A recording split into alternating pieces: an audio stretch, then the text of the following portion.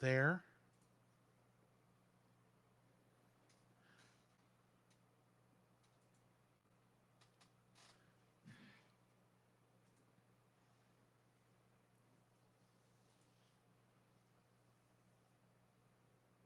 Okay. Okay. Assuming that's live. Yes, that's live. Good, good, good, Okay. good, good. Okay. We are slowly but surely hitting this. Okay. So now here I got to type in the thing tonight. The Cellcast Live Pipe Digimon Adventure Try. Part 4 Loss. Description. Jacob and Drew go crazy E. trying to Yeah. review Digimon Adventure Try. Part 4 Loss. Cursor, get over here. I don't have time to fight you. So looking at the Twitch stream, be like it's really pixelated. It's really pixelated because it's. Trust me, that's fine. This is the reason I don't look at the screen when I'm streaming. Okay.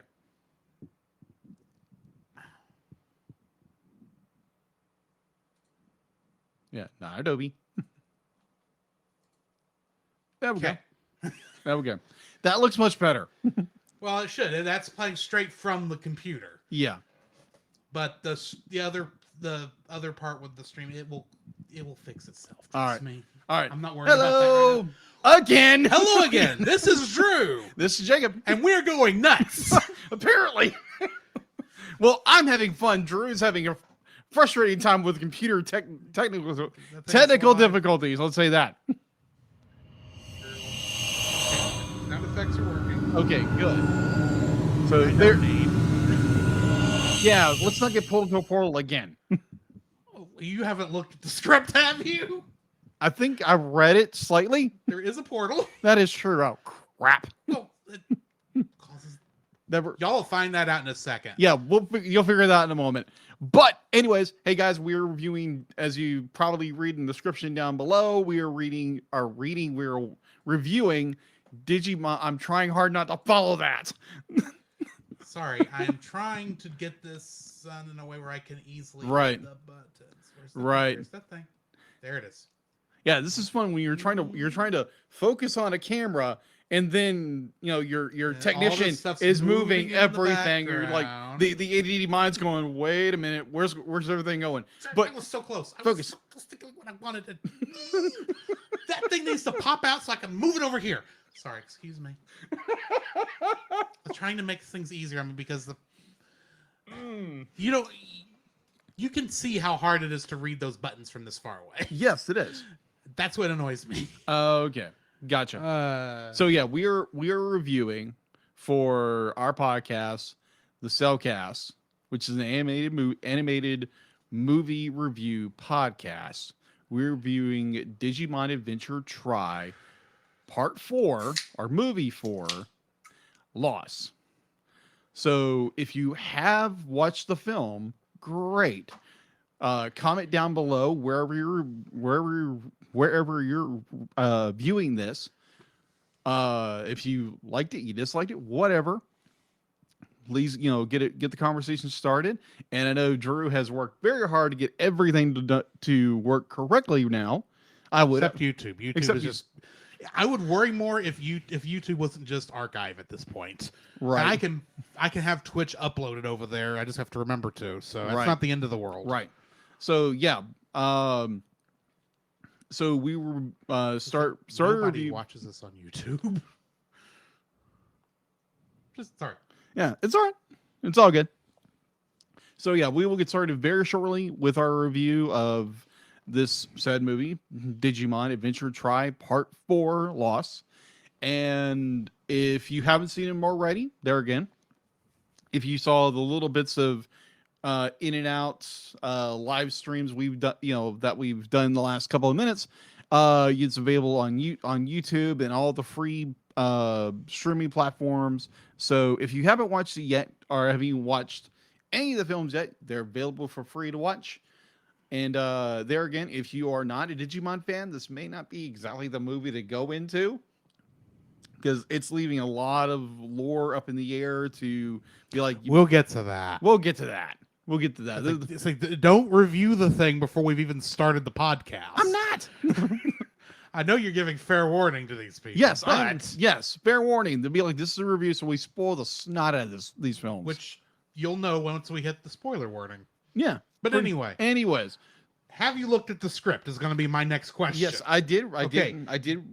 Did you notice at one point I put idle chatter because I didn't know what to write at that moment? in time? Yeah, That's just going to be us quickly ad-libbing until for a couple seconds, long enough for D-Lit to do whatever she's doing, and Yeah. then I'll hit, and then we'll stop, and I'll hit that sound effect. okay. That's how that's going to work. It's just, Right. Okay. You know what I probably haven't done? What's my that? Phone. Turned it down. I muted the phone. Ah. So now if someone tries to that is a good call because that has happened a few times. Yeah. All right.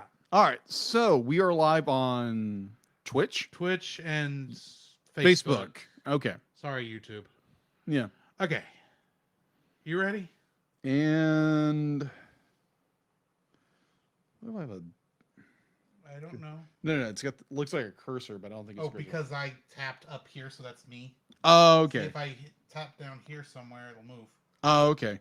You have control of my device. What? No, it's just how the cloud. I know. works. I'm kidding. Oh, great! I just saw you peek over here. Eek. Sorry, I switched streaming things, even though I am going through still Riverside for our stuff. It's a big. What do you call those machines that they did a comic strip? It's like Mousetrap. Oh, a maze? No, the game Mousetrap. Okay. It's a type of comically absurd machine that does a really simple task. Oh, Rube Goldberg. Root. Yeah, Goldberg. my stream setup is a Rube Goldberg device because I gotcha. it goes from here to OBS to Riverside and then to y'all. So, woo. Yeah. And that wasn't even what was causing the problem earlier. That problem Over the hills and through the woods. That problem was just the same problem I have with Riverside every once in a while anyway. So, all right, anyway, good deal. All right, let's do this thing. all right, You're first. all right. I thought so. I was waiting for a cue. Okay. All right. Woosa. All right. Okay, the DigiDestin has gone to the digital world. Can we please go home now? Yeah, D-Lit, this demonstration is cool and all, but we need to think it over. So if you could send us home now that the movie is over, that would be great. Really, D-Lit, we need to think about it, but we got to get back home. Yeah, seriously, come on. Yeah, I mean, this is ridiculous. Come on. Really? I mean, we have lives to get. Yeah, we got Okay, lives, we got little- families, we got work to do. Come on. We're not trying to berate her. Yeah. It's just us talking back and forth because that actually sounds like we're getting mad at her. Yeah. I'm wondering how long it's been since we actually been back. Because Yeah, exactly. Here it feels like only 2 hours have passed, but who knows? Yeah, exactly. I'm hungry. Like for some reason, I'm always hungry. I don't know why. Not to mention you were tired before this thing started after a long day at work. and Yeah, that is everything. true. That is so true. Just weird. What the? You're getting some odd readings, but we should be good to go. Good. I'm ready to get the heck out of here.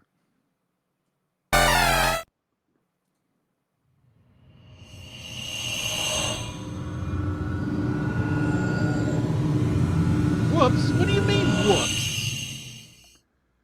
I don't have that sound effect. We're the digital world, aren't we? Yep. Okay, D-Lit, what happened? Activating the portal so close to where the DigiDestin's portal caused yours to malfunction? And now it's burnt out for 2 hours? Really? Oy. Well, let's find someplace safe to hang out until D-Lit's portal can be reactivated. Yeah, okay. We really don't want to be out here if the DigiDestin find their Digimon and get into a fight with, oh, I don't know, Metal Draymon or Metal Seedramon or whatever one of those Mons. This is part of the joke. Machine Dramon and Metal Seedramon. Right. The two in the movie. Yes. All right, let me start that over. Yes. Yeah, okay. We really don't want to be out here if the Digidestined find their Digimon and get into a fight with, oh, I don't know, Machine Dramon or Metal Seedramon. Like that would ever happen. One up. And then that would be the theme song starts. Paul J. Powers is in our chat. He says, through grandmother's house? Pretty much. Sounds like Hubert. Chase thinks we've gotten into the special brownies. I have no idea what you're talking about. I have never had special brownies. Except for those ones with the extra chocolate in it. I don't know what you're talking about, Chase. Oh my gosh. Skits, you gotta love them. Okay. Scooting back to the regular show notes. Yes. All right. Just let me know when you're ready to do the full thing. All right. Let me... Hold on. Where is that? Yeah, that trolley sound effect that I didn't have, I still got to go and capture off the movie. I have ways. Paul says, brownies. Yes, brownies sound amazing unless you have Tourette's disorder and chocolate triggers your Tourette's. And it's like, yay! I'm still waiting for the day one of those involuntary ones pops through on the show. Oh, that'll be fun. You know it's not getting edited out. No, it won't. We'll just, because I'll immediately have Deela go, what on earth is going on? It's like, don't ask. I've recognized, I'm still missing 2 Deela sound effects I need. One for questioning and one for panic. Panic? I need a panic one and I need a questioning one, and I don't have either one of those right now. It's a work in progress. It took me it was a fun enough time getting these, now 5 sound effects now that I've got the portal set up. So yeah. Anyway. All right, so let's kick this pig. A Digipig? A Digipig. Okay. I know there's a Digimon that's a pig. I just can't remember what the character's name is. Pigdramon? No, it's not a Pigdramon. That's Suidramon? Suimon? Suimon. There we go. All right, let's go.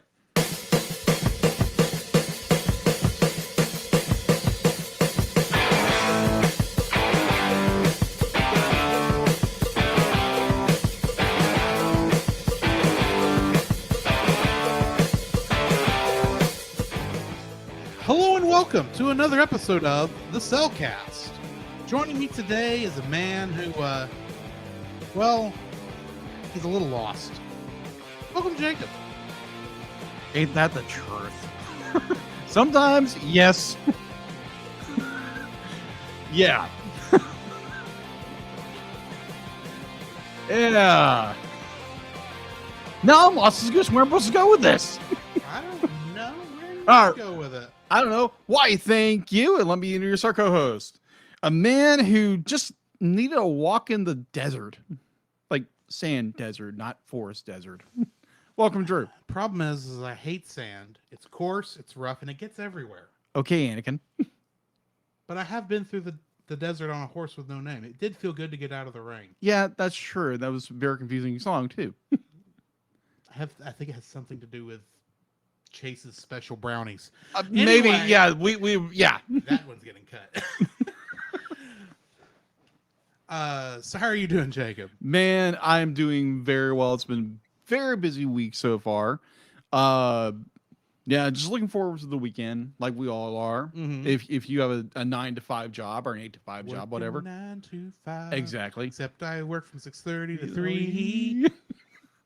Yeah, so most of us are looking forward to the weekend, unless you just have this, your dream job. Everybody's working for On the the weekend. weekend. Why do I have all these songs in my head today? I don't know. But either way, be like, yeah, most of us are looking forward to the weekend, unless you have your dream job. And I know some people are like that, and it's like, man, I love my job. Great for you. I love my job in some capacities. Sometimes I'm more like, yeah, I love my job. And other days I'm like, can't I just go home now? But either way, You can never go back. uh, yeah, either way. Hey, anyways, yeah. So that has been, as I'm doing pretty good. How about you? It's been an interesting week. Yeah. There's a lot I cannot talk about Right. because it's personal, private stuff. But Mhm. if you're of the praying, if you're of the praying type, we'll request your prayers. But it's nothing. It's serious, but it's not serious. I Yeah. don't know a good better way to explain it. Yeah. But anyway, Right. other than that, it's been okay. Had a good weekend. Good deal. The trivia for this week, because it is trivia time. Yes. Our question last week was, as seen in Digimon Adventure Part 3, Confession, Mega Kabuterimon has a different name in the West than he has in Japan. Mm-hmm. What is his Japanese name? Jacob. At the second, We just talked about we just talked about it. But there again, when you have ADD and dyslexia, your mind goes everywhere else. And You have short-term memory problems. That's your problem. Isn't it? Huh? Is it?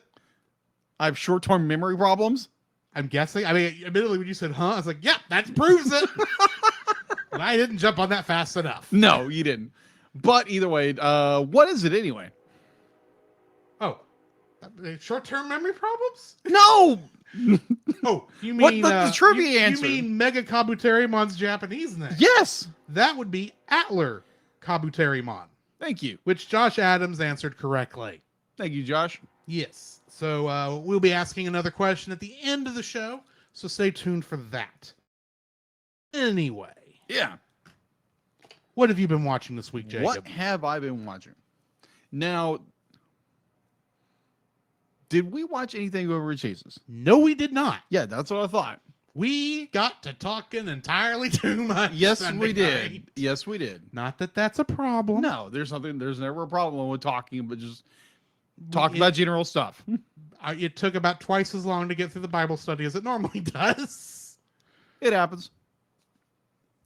All right, so what I have been watching, so I've started a new, like a kind of a movie challenge page on Facebook. New year, new movies, 2020 movie challenge. 2022, you mean? 2022, I meant, yes. Because 2020 was 2 years ago. Yeah, that is true. Boy, was that a year I thought was going to go entirely differently. Yeah, I was in one of those 100 movie challenges. Yes, you year. were. This is actually based off that. And I thought that would be a shoo-in. Because we had 2 podcasts going at the time. Right.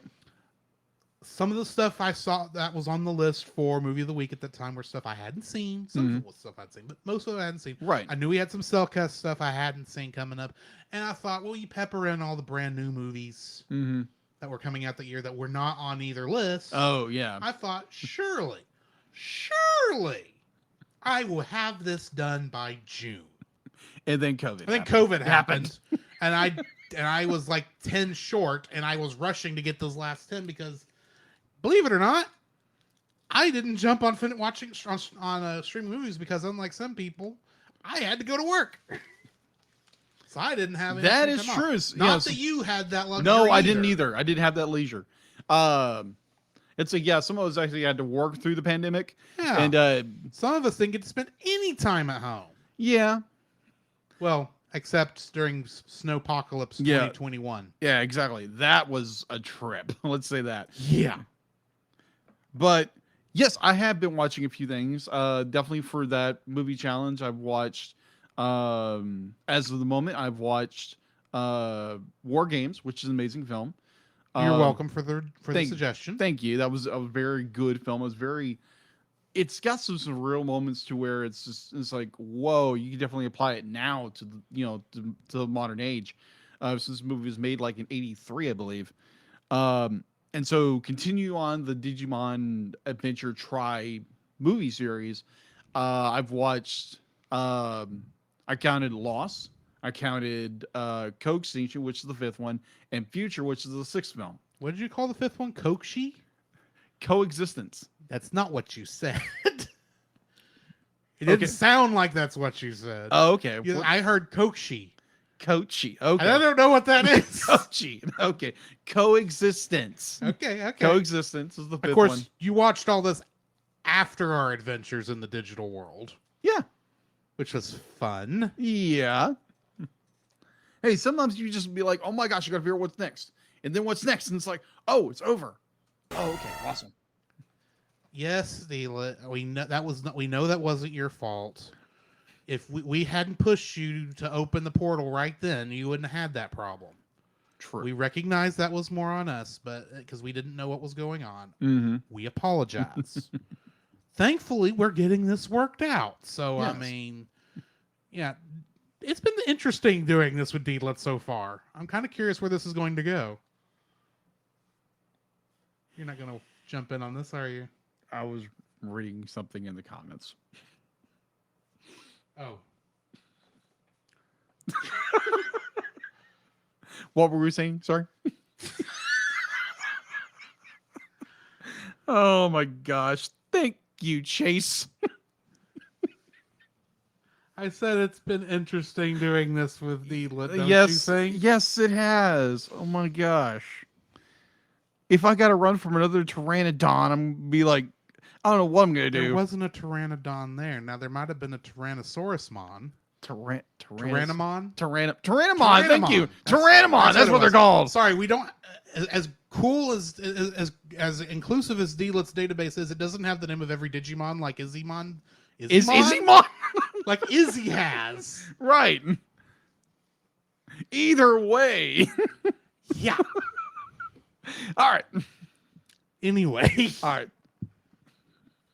So yeah, I've finished. I've watched all the movies. There again, I'm not going to spoil them. I'm going to go back and rewatch the last two before we do the reviews, for I can refresh. I can be refreshed on what I missed in the last reviewing or not. But yes, I'll go back and review those. And so I picked up on a series going forward with another thing I've watched. I started picking up where I left off with One Punch Man. 3, 2, 1, let's jam. Yeah, exactly. So I think I jumped that into Tank, but anyway. Yeah, kind of. But yeah, this is like One Punch Man is like nuts. Like absolutely No kidding. Yeah. I'd be like just being sarcastic here, but just an amazing show that kind of takes the how would you describe One Punch Man? Kind of It mocks everything. It does. It's kind of like mocks. I was looking for another word. It lovingly mocks, I should say. Yeah. Because everything it makes fun of, it is just having fun with it. Doesn't even say it's bad. Yeah, exactly. I mean, it goes everything from Superman to Kamen Rider to Dragon Ball Z. Indeed. Attack on Titan is in there. Yeah, agreed.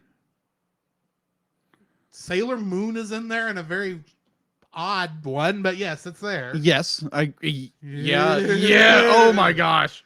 Oh, that character. Oh yeah. Okay. Yeah. So I started watching that, and so I got through season 1, and actually, someone in chat right now actually brought it up because he had called me. Chase. Murphy. I'm We've letting said the world know it's Chase Murphy who called me. Said his name enough in this. People know who it is now. He's just a part. If nothing else, he's a name that floats in the ether of this podcast who happened to be on the show once. Yeah, exactly. So Chase called me because he was wondering, because I borrowed a book and I was supposed to return it. To give it back. I forgot to give it back. Shame. I didn't mean to. I just brought it. It was in my. I brought it with me. It was in my bag, and then we got distracted, and I forgot to give him the book. Sure. Yeah, yeah. Anyway. So we wound up talking about One Punch Man, and so he mentioned that be like, oh yeah, season one's amazing. So be like, so I just started season two, I and haven't. I tried season 2. I didn't get far. I'm actually It's a different animation studio. oh yeah, it's definitely a different animation studio, but I'm enjoying the mess out of it right now. Okay. Like even though Chase said, be like, yeah, I would highly recommend not watching it. Be like, to me, I really enjoy it. So it's one of those series that's just like, oh okay, so it takes away from the oh let's punch the monster every time. Let's develop the characters and develop what's going on. It gets a little nutty, like season one was already nuts. This gets a little more nut. Like it goes more. Oh, okay, there's a grander world there with all this stuff. So I find it interesting. I'm not done with it yet, but I'm kind of plowing through it. So yeah, I am enjoying season two of One Punch Man, even though there's a lot of people who just didn't like it or dismissed it. I never got back around to it. It's understandable. Be like, And really, for me, it was more the fact that when I watched the first one, I was really ready for that second one. As soon as the show ended, I was fine waiting a month or two for season 2 to come out. mm-hmm. Season 2 came out 2 years later. Yeah, I kind of had fallen off the grid of it. right. And when I saw the trailer, I was like, meh. That's not as good as I want. It doesn't look as good as I wanted it. It probably is good, but Yeah, meh. Hey, Mob Psycho 100 by the same guy. yeah, Same manga author has the same problem for me. really. It's like the first one came out and it was great. Mm-hmm. Second one started, it's like, I'm not feeling this. I don't know what it is. I'm just not feeling it. Understood. But yeah, that is all I've been watching. What about you, Drew? Well, I posted on our Facebook page earlier today a little Pokemon short. Oh yeah, Even though this is Digimon, this is like literally released the day we're recording. yeah, Bidoof's Big Break or something to that effect. I can't remember now what it's called. big deal, big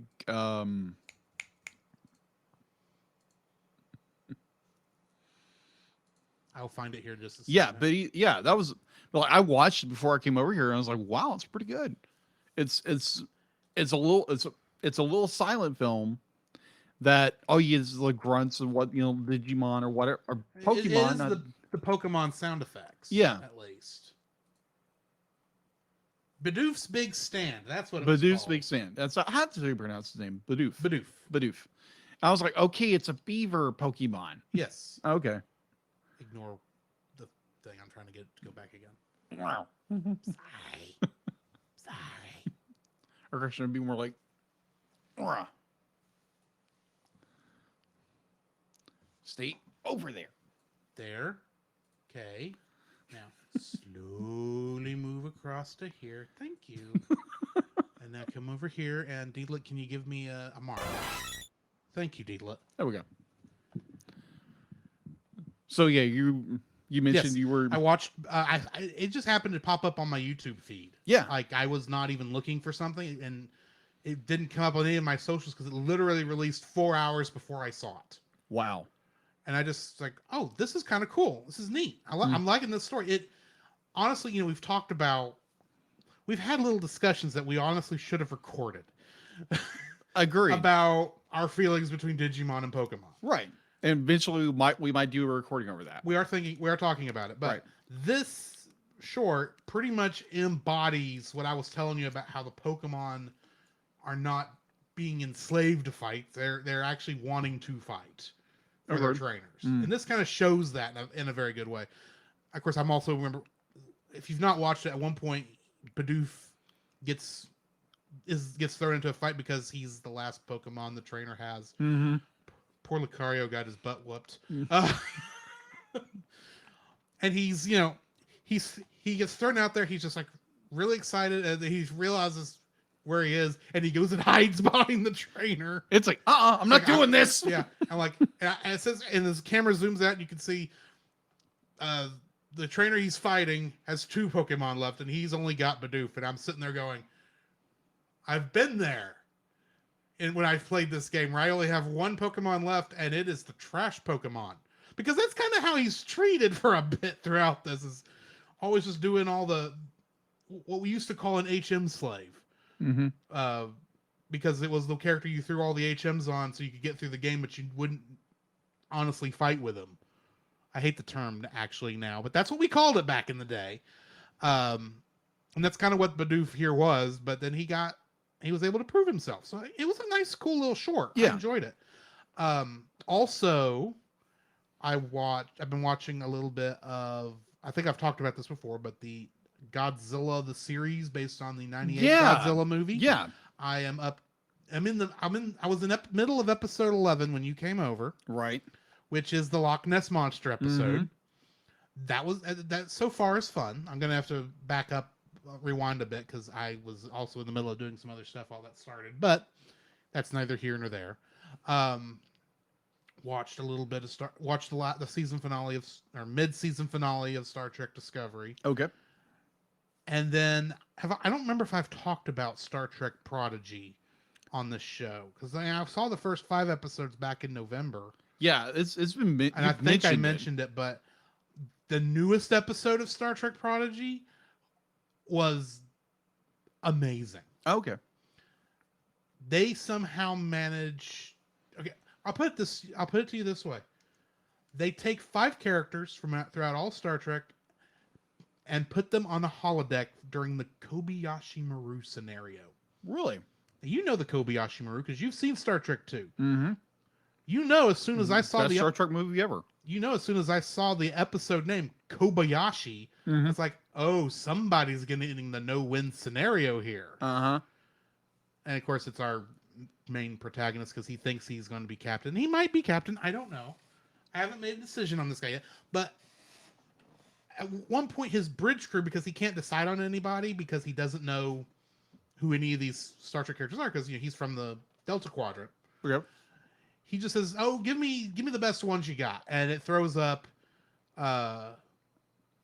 Crusher, Uhura, TOS era Uhura, Odo from Deep Space Nine. Okay. And at one point, after the engineer, his friend he kicks him out of there. They bring in Scotty, and of course Spock is there. Of course. And the thing is, with the exception of Dr. Crusher, all those actors are past. Yes. So they actually were using audio clips from past Star Trek episodes. And I don't know how they had the wherewithal to get the best clips for these situations.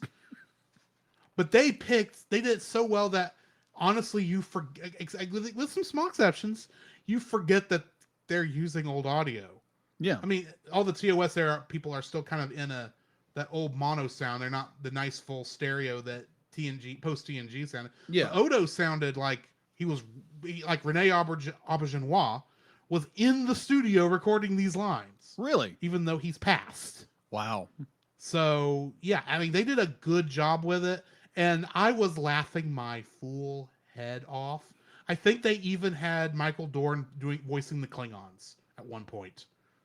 Okay. Which was, well, they all looked like him, so I don't know why you wouldn't. Right. But, although it'd been funny if one of them was Christopher Lee. Not Christopher Lee, Christopher... Lloyd? Lloyd, yes. Yeah, Christopher Lloyd. Christopher Lloyd. I'm sorry, there's a lot of Christophers in Hollywood. There are. In geekdom, most specifically. That is true. So I get them confused. Yes. But anyway, that was that episode was very good. I'm going to suggest that. And probably once we go back and do Lower Deck season 2, I'm probably going to throw Prodigy on the list. Okay. Because I am enjoying the full 11. I think you will too. And you actually you actually don't need to know less Star Trek than Lower Decks. You have to know for Lower Decks. Okay. You don't need to know that much because it literally all the characters have no idea who the Federation is or any of that stuff. Wow. It's an original story. The only quote unquote character that's new, that's from the old series that's on there regularly is Hologram Janeway, which is a hologram of Captain Janeway from Voyager. And she actually, and Kate Mulgrew is actually doing a good job as her because they actually got her to come back for that. Anyway. I think other than that, I actually started a new anime today. Not a new one that's new to me. Really? Yes. How the realist hero rebuilt the kingdom. It is Okay. an isekai, Okay, I gathered. but it is all like based in bureaucracy. This guy gets summoned to this uh, fantasy-esque town because the kingdom has got like no money Mm-hmm. whatsoever, and so they summoned him so they could give him to the empire who they owe money to, so that he can fight the demons for the empire, because the empire apparently can't summon heroes. Okay. And he says, "Wouldn't it be a better idea if I got your finances fixed so you wouldn't have to do this?" He says, "I guess that's a great idea. Oh, by the way, you're king now." Okay. Thunk. Okay. And I'm giving you my daughter's hand in marriage. By the way, I haven't talked to her about this yet. Oh. So of course she comes back. She actually thinks the kingdom has been usurped. So she Makes comes sense. back, sword out, ready to cut the heads off everybody. She comes in on her parents kind of just doing some flirting. Not anything worse than flirting, but it's essentially what it is. Being lazy bums. And they explain, oh yeah, everything's fine. There's no trouble. It's just, yeah, I realized that the hero we summoned was actually going to do a better job of running the kingdom than I did, so I gave it to him. And by the way, you're betrothed. Wow.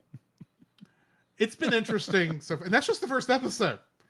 It's a bit, I'm actually very interested. I actually got through 4 episodes before I realized I'd gone through 4 episodes. Oh, okay. It's one of those where I guess like if I did not have to stop and start doing stuff to get ready for the show, Right. and I didn't have to like pay this super close attention, because don't get me wrong, I like Godzilla, but I don't have to pay that close attention to Godzilla. Right.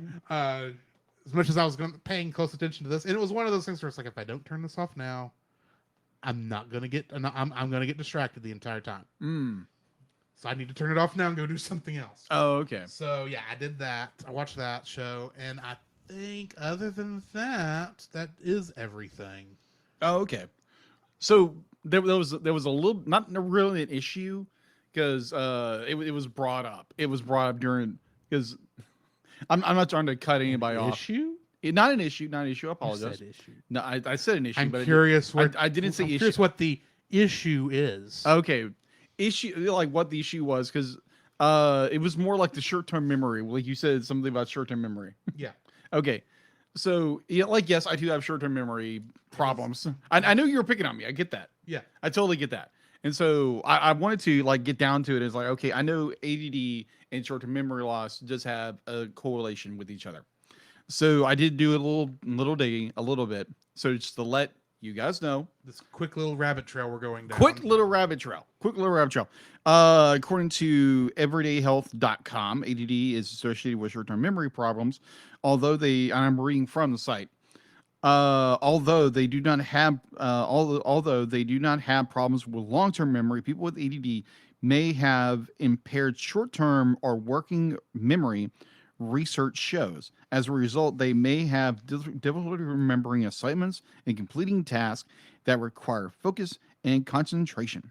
So yeah, with ADD, you're going to have some short-term memory little things. So it's like, wait, what was I doing? Or wait, what did he just say?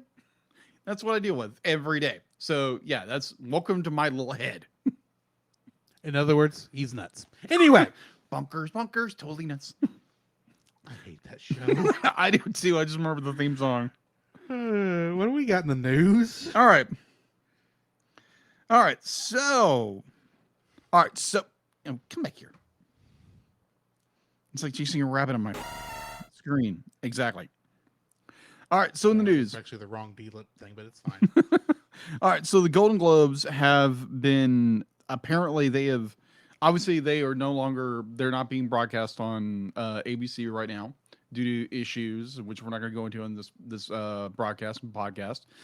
But apparently in Kanto, I'm going to say this right, in Kanto, Yes. and Kanto has won the Golden Globe for Best Motion Picture for animation. D-Lit is happy you said it right. Thank you. So yes. So D-Lit's also wondering when we're going to watch it. yeah, we'll get there when we get there. She says okay. Okay. Yeah, it'll be a movie we watch in this upcoming year. Eventually, Eventually, along with everything else. yeah, we need exactly. to do. How many movies are coming out this year? But either way, so yes, Encanto has won from obviously it's, um uh the Walt Disney Animated Studios. Encanto has won best motion picture for the animated category. Yes, So best congratulations. animated motion picture. Yeah, so congratulations to the team On the over Golden Globe Awards. at the Walt Disney Studios for their nomination for their award. Meanwhile, you keep shafting Pixar back to Disney Plus. Oh my gosh! I'm assuming that's on your list. Oh somewhere. yeah, I'm just jumping ahead. yes, no, be like that's a yeah. So as most people have known, if you're an animation person, you follow the news. Disney hates Pixar now, Apparently, because they keep not letting their stuff get to theaters. This is 3 movies they've in done a this row. in a row. Now I understand Soul. That was still at the tail end of when the pandemic was really bad. Yeah, and most theaters hadn't opened up yet. Yeah, that was understandable. Luca, that I can maybe see y'all made that decision and decided to stick with it because you didn't know how things were going. Right. Theaters are open right now. Yeah. What is your excuse? Okay, so I will get that excuse. Do that. At least give them the $30 thing so I can just go to the theater and not feel bad. Yeah. They're not getting extra money on a Disney Plus exclusive. No, they're not. Which annoys me. Mm-hmm. All right, so going into this, these are the people who made Toy Story, for crying out loud, and you're just shafting them. Agreed. So let me read the article reverse. All right, so Disney Media and Entertainment Distribution announced that Disney and Pixar's Turning Red will premiere exclusively at home worldwide. There again, there's another issue with the worldwide thing. I'll get to that in a minute. On Disney Plus on Friday, March 11th. The shift to streaming from going to theaters was due to the ongoing COVID pandemic following the platform's successful premiere of other successful Hollywood titles. Our Karen Daniels, chairman of Disney Media and Entertainment Distribution, giving her quote, given the delayed box office recovery, particular for family films, flexibility remains at the core of our distribution decisions as we are delivering an unparalleled content of the Walt Disney Company to audiences around the world. Now, I do want to mark this exact same article. They did bring this up. The international market for Disney Plus is not available yet. The movie will be released in theaters overseas with premiere dates to be announced. So there again, this movie is getting released. Apparently, is getting released worldwide. But in America, it's not getting released theatrically. It's only going to Disney Plus. Which is dumb. Which is stupid. Seriously, Disney. There again, I still love the Walt Disney Company. They're an amazing company. And Disney Plus is a great service. Do not get me wrong. No. But I don't want my brand new movies coming out on there. If they were supposed to be released in the theater, I want to go to the theater because as real as COVID is, do not get me wrong. Yeah, it is real. I've been going to the theater since Bill and Ted Face the Music came out. Right. Obviously, I'm not worried about COVID right now. Or not as worried. But also we live in Texas. I went on a cruise. I'm not scared of the COVID virus. I'm aware of it and I keep an eye out and I watch the stuff, but for the most part, let's move on. Yes. Anyway, that's neither here nor there. Yeah, exactly. So there is literally no reason not to put in theaters other than Disney's being stupid. All right. So with that little rant out of the way, because believe me, that's a rant. Yeah. All right. So going into another movie series we haven't even touched yet.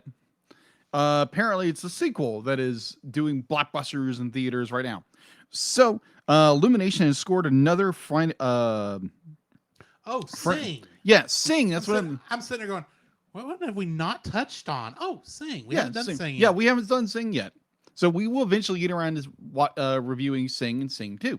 Yes, it's just not made it on the list yet. No, it hasn't made the list yet, but we'll get there.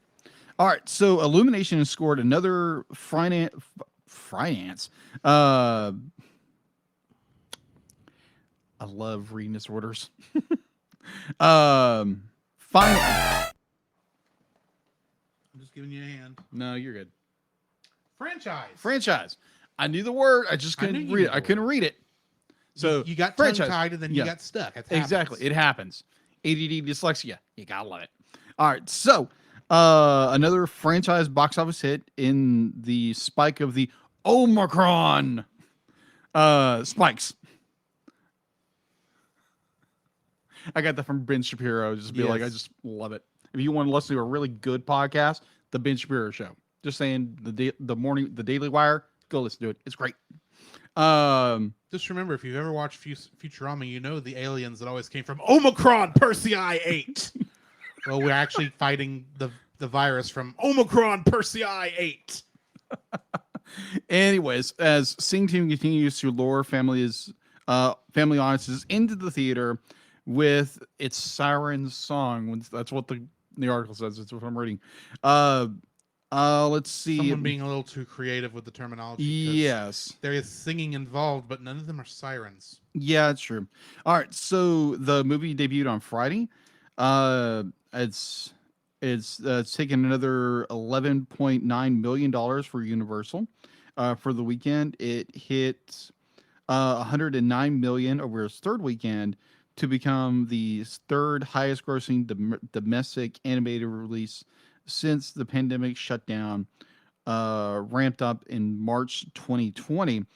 The movie's worldwide total is $190.5 million. So Sing 2 is doing very well in theaters. Good. The first one I remember being fun. Oh, okay. I haven't seen the second one yet. I haven't watched the first one yet. But eventually we will get around to reviewing this film. So, yes. Like, even though apparently Disney's worried to release Pixar films during the Omicron scare, apparently Illumination and Universal isn't. Which is ironic considering Universal released Trolls 2 digitally first and made more money with that, to the point where they actually talked about making reducing the amount of the time between theatrical and home video, since they made so much more money releasing straight to home video than they ever did in theaters. And yet they're still following the old trend while Disney's being stupid. Yeah.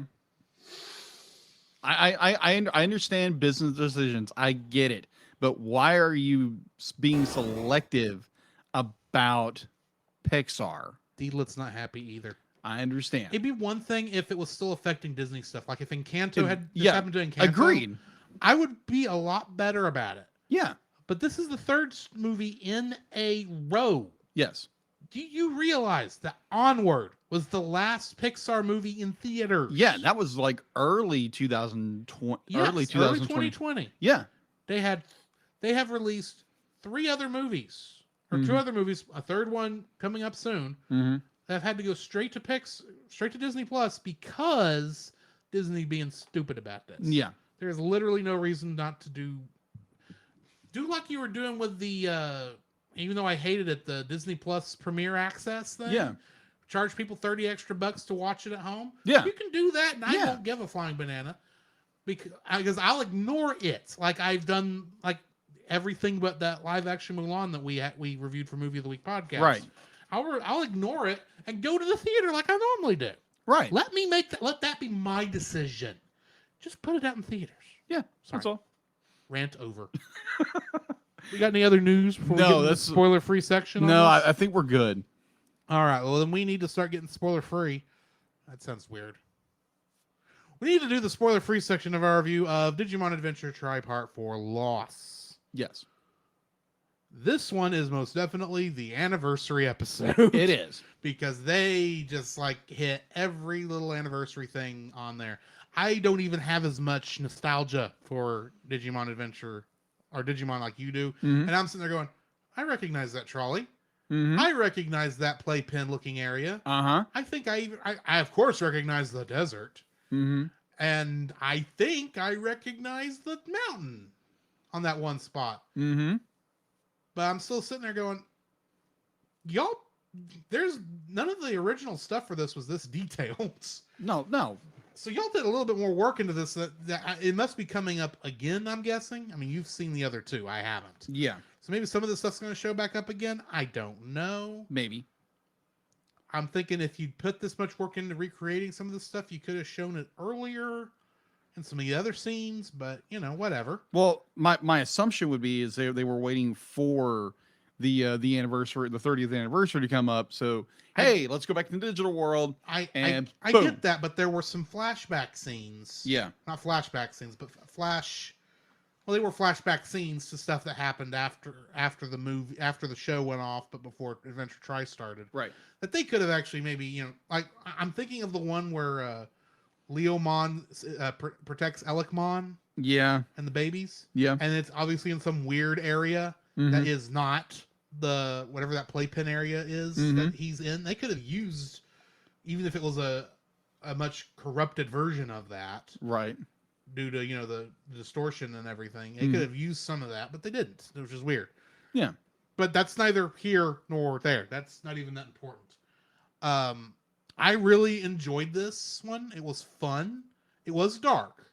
Don't get me wrong, but this is not the dark that Confession was, because Confession, like we talked about, was let's give everyone in the Digimon movie despair. Yeah, exactly. This, there's still some darkness here, Mm-hmm. but you can tell we are coming up out of it because it's all leading to one event that I'm going to talk about a lot here in a minute. Okay. It all leads up to one thing, and that's when we're back at the top of this. And there's still a lot of dark moments in here. Oh, yeah. But there comes a point where it's like we are out of the dark part of the story.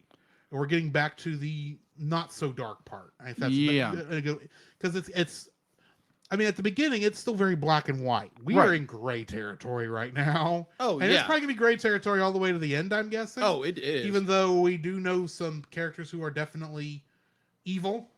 Yeah. And some characters who are definitely good. But it's going to be a little gray area going forward because, it's life.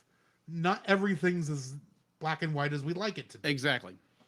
But anyway, I enjoyed this. I actually think kids can watch it, even if there's one or two scenes where I'm going, that creeps me out. Yeah, just a bit. I enjoyed it. I thoroughly enjoyed it. Like Drew said, this is very much you're in the gray zone, and which kind of reminds me of. I wasn't going to bring that up. What? Other properties with the word gray in it.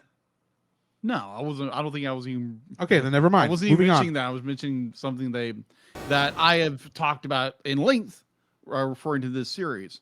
Talk about the Dark Ocean, that I've mentioned off and on. It's a very gray area. So either way, I'm not going to get into that yet. You already had that rant. Yeah, I've already had that rant. I think in some parts I'm right, in some parts I'm wrong. But overall, this part 4 was very good. It got into a little more. It got into some very not cringy, but it's like, oh, okay, they went there with that with certain. We'll discuss that. Yeah, we will discuss that. Minute. We will discuss that in a minute. It's a great story. It's about almost like a reunification of characters and getting to know each other again. It's like, let's make Digimon season 1, but faster. Yeah, pretty much. And just be like these great story character developments, and leading into what is going to be coexistence. Thank you. Not Coke existence. Not Coke existence. Not like what you're drinking there. Precisely. Exactly. So I thoroughly enjoyed it. It was a lot of fun. It had some really great moments, had some like, oh my gosh, you went there moments, and the ending is like, okay, it's like, yeah, okay, this is getting good and creepy at the exact same time. So yeah, that's my spoiler free talk on this movie. Which means we now need to get to spoiling this thing. Join us on the other side of the bumpers, and we'll be doing just that.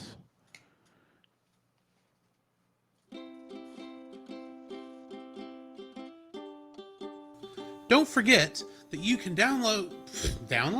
Don't forget that you can. Don't forget that you can listen to us record the podcast live every Tuesday over on our Facebook page, the Cellcast, our Twitch channel, the Cellcast Gaming, and on YouTube at Cellcast. Also, don't forget to join our Patreon if you would like to support us monetarily. At $1, you'll get our everlasting thanks. At our $5 tier, you can get some artwork from Jacob. And at our $10 tier, you can get bloopers for every episode we've released that I've remembered to release them for. And you can get commentaries from different movies. So come check us out over there if you would like to support us financially. This podcast is part of the Culture Box Media Network. For more great content like this, please check out the link in the description. There you can find other great shows, such as The Untold Podcast, which is a speculative fiction podcast utilizing the genres of sci-fi, fantasy, and horror, among others, in order to engage the culture's imagination from a Christian worldview. Every month, Nathan James Norman produces and narrates a new story presented in a unique and dynamic way. You can check out their podcast at untoldpodcast.com. Also, we are a part of Pop Americana, where you can enjoy other shows like Franchise Fatigue. Do you like movies? Of course you do. I bet you even like big movie franchises like Star Wars, the Marvel Cinematic Universe, and Indiana Jones. And obviously, since you listen to us, you must like listening to movie reviews. But what if I were to tell you there is a podcast that reviews film series one movie at a time? You like that? Well, then go check out the Franchise Fatigue podcast over on your favorite podcast catcher, and listen to James and Gabe give an in-depth analysis and review on every movie in your favorite franchise.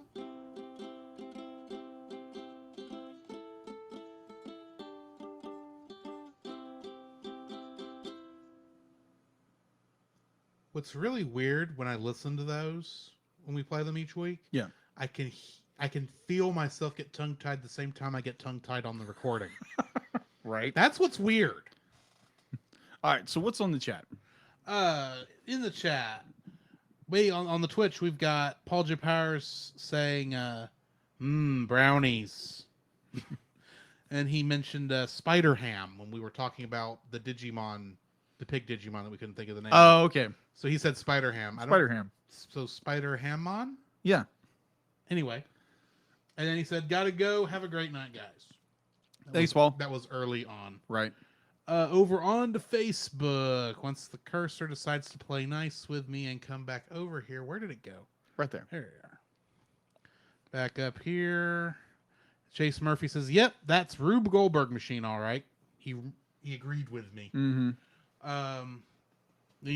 He mentioned the special brownies, and then Chase says, "Jacob, don't you remember your short-term memory problems?"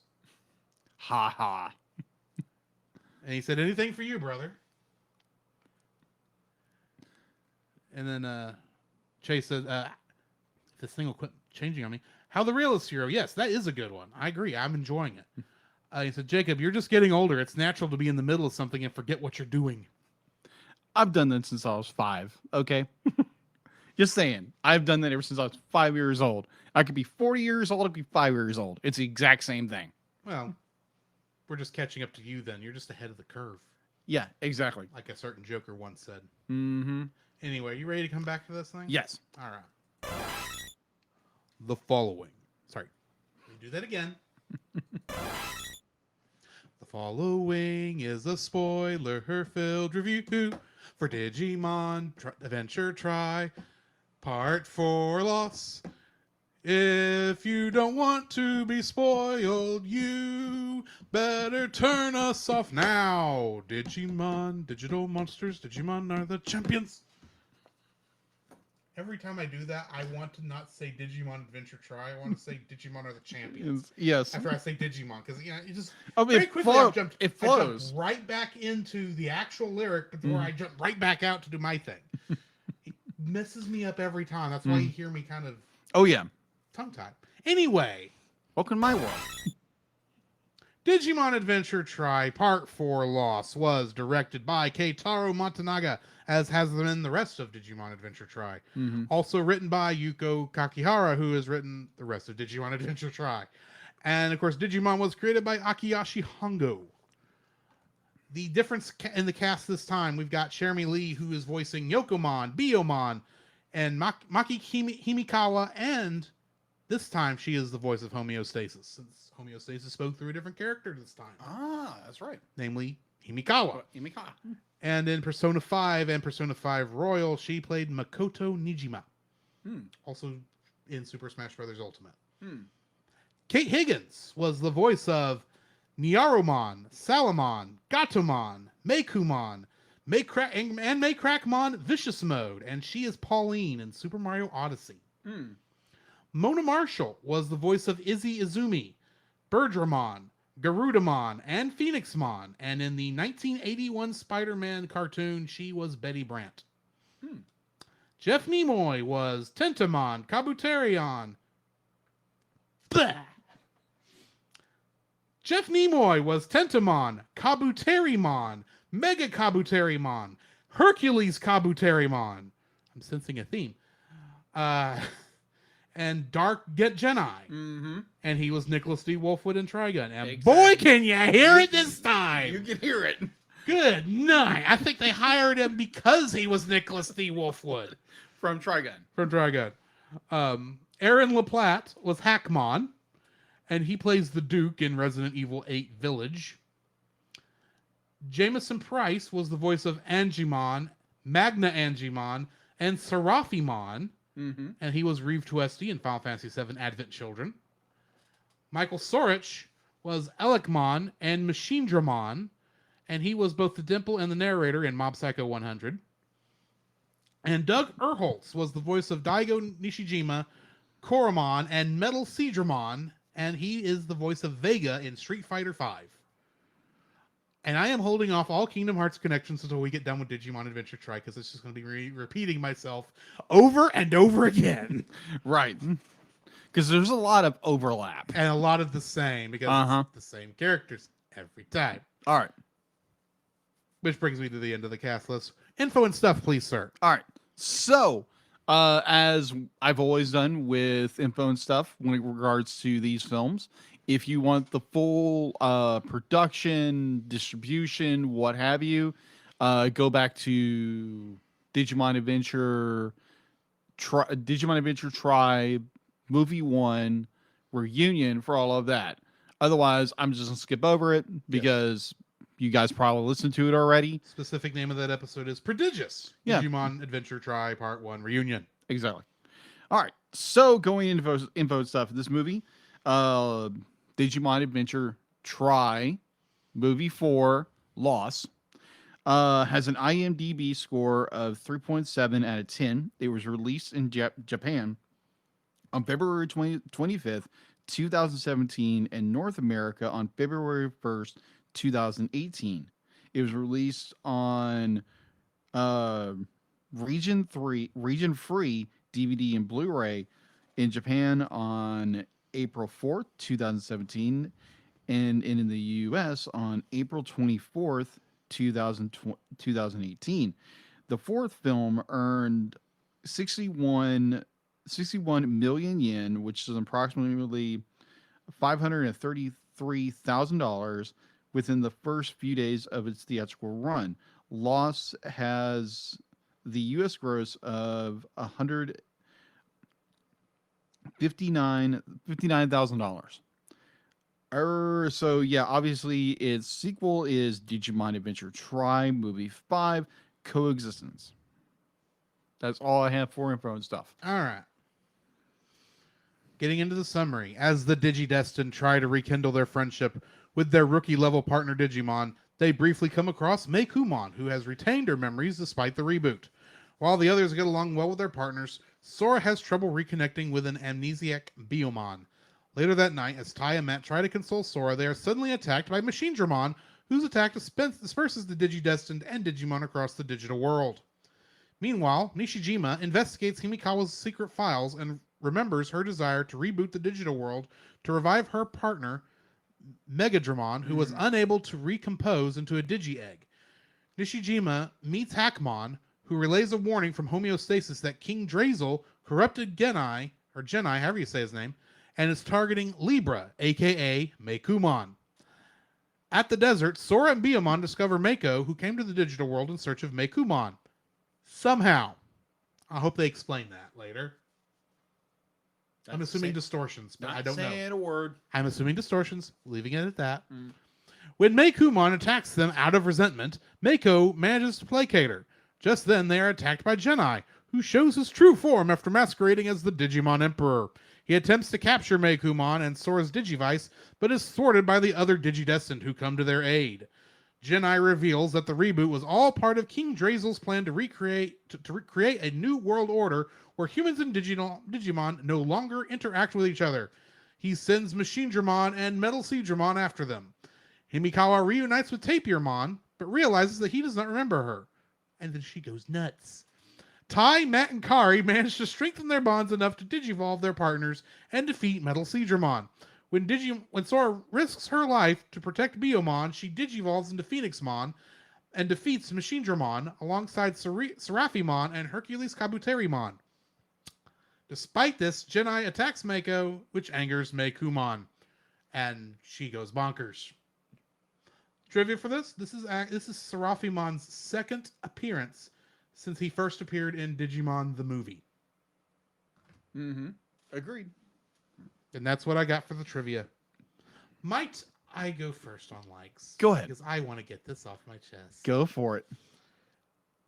See, in recent years, I have been annoyed by a trend in television. Now, it hasn't affected anime as much as it's affected other things, but we have had a trend going on in which television shows are lacking in opening theme songs. Now, granted, a lot of shows' opening theme songs back in the day sucked. I will admit this. But when you've got something as good as, for instance, Power Rangers always did this good where they would play the theme just at the right time. Of course, it was part of the morphing sequence, so they kind of had to. But other shows do this good. But this movie actually does a very good job with a song that technically me and you don't have nostalgia for, which was Butterfly. Agreed. Because here's the thing. Yes, it might have been fun for that to be the original Digimon theme song, but I don't think it would have the same impact because the song has got a different beat. It's not really as active and fast-paced as Butterfly is. Yeah. But when that hit, I was over here on the sofa beanbag chair thingy, just going, okay, this is awesome. This I like to call this the Sentai moment, because every time there's on Super Sentai, there's always that moment where they kick in the theme song as things are moving from the dark to like, okay, now we're about to kick butt, and they do that here too. And I actually went and looked to see if the director had done anything with Super Sentai because I was curious. Yeah, couldn't find anything, but that's okay. It's Toei. They I'm sure they talked. I'm sure the directors talk to each other because that's Sentai also. Anyway, that moment when Butterfly starts playing at full, at the as in all its glory, I guess is the term I'm trying to look for. Yeah. It's like, okay, this is awesome. I don't even know I don't even know this theme song as well. I do not have nostalgia for this theme because I've only heard the theme like 3 other times and it's barely been connected to Digimon those other 3 times. Not counting, of course, the instrumental versions we've heard throughout the show so far, but we get the full original theme song going full blast in here. It's like, oh yeah, this is awesome. And here's the thing. I didn't catch, because of the way this went, the fight scenes and all the Digimon transformation scenes, they take longer than that song takes to play. Yeah. So it's at one point, and I have no idea where this was. Okay. It transitioned into the standard Digimon Adventure Tri Digivolution song, and I didn't catch when it happened. It merged that beautifully. Wow. It just went right. It wasn't until I was like, I'm sitting there going it's been 5 minutes since butterfly started, I'm thinking this is still going, and yet I didn't even recognize we went to a different song because it merged so beautifully. It's like, okay, when music does this, I get excited. Okay, I can this tell. was great use of a good theme song, and when you don't have a theme song, you can't do this. That's what annoys me about modern television.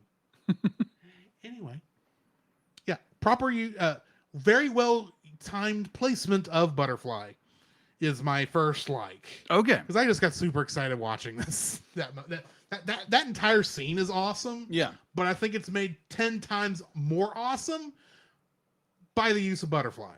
Yeah. Even Agreed. though I don't have even though it might have been also as awesome if we did the original Digimon theme song. Definitely not Digimon or Back Again. That wouldn't have fit as well, I don't think. Yeah, I wouldn't. And the original Digimon theme song is a little slower than Butterfly, so it may not have worked as well. But without actually editing it in the C, I have no idea. Uh-huh. I can tell you what song would not have worked. The Digimon rap? Yeah, the Digirap. No, wouldn't have. That would not have Would worked not. at all. Nope. So thankfully they didn't do it. Anyway, Hmm. your first like, sir. My first like would be the rebuilding of the relationship between the Digimon and their partners. That was very touching. Definitely when you go from Digimon the last movie, which hold on, remind what the other movie is called again? Confession. Confession. Thank you. So we go from Confession, we see that scene. Oh, I did want to bring this up because that was really good because they actually do explain something. They do explain something to it's like, oh, okay, so why is this one person being so secretive, and why does the teacher seem to know more things than he's letting on? They're digidestined.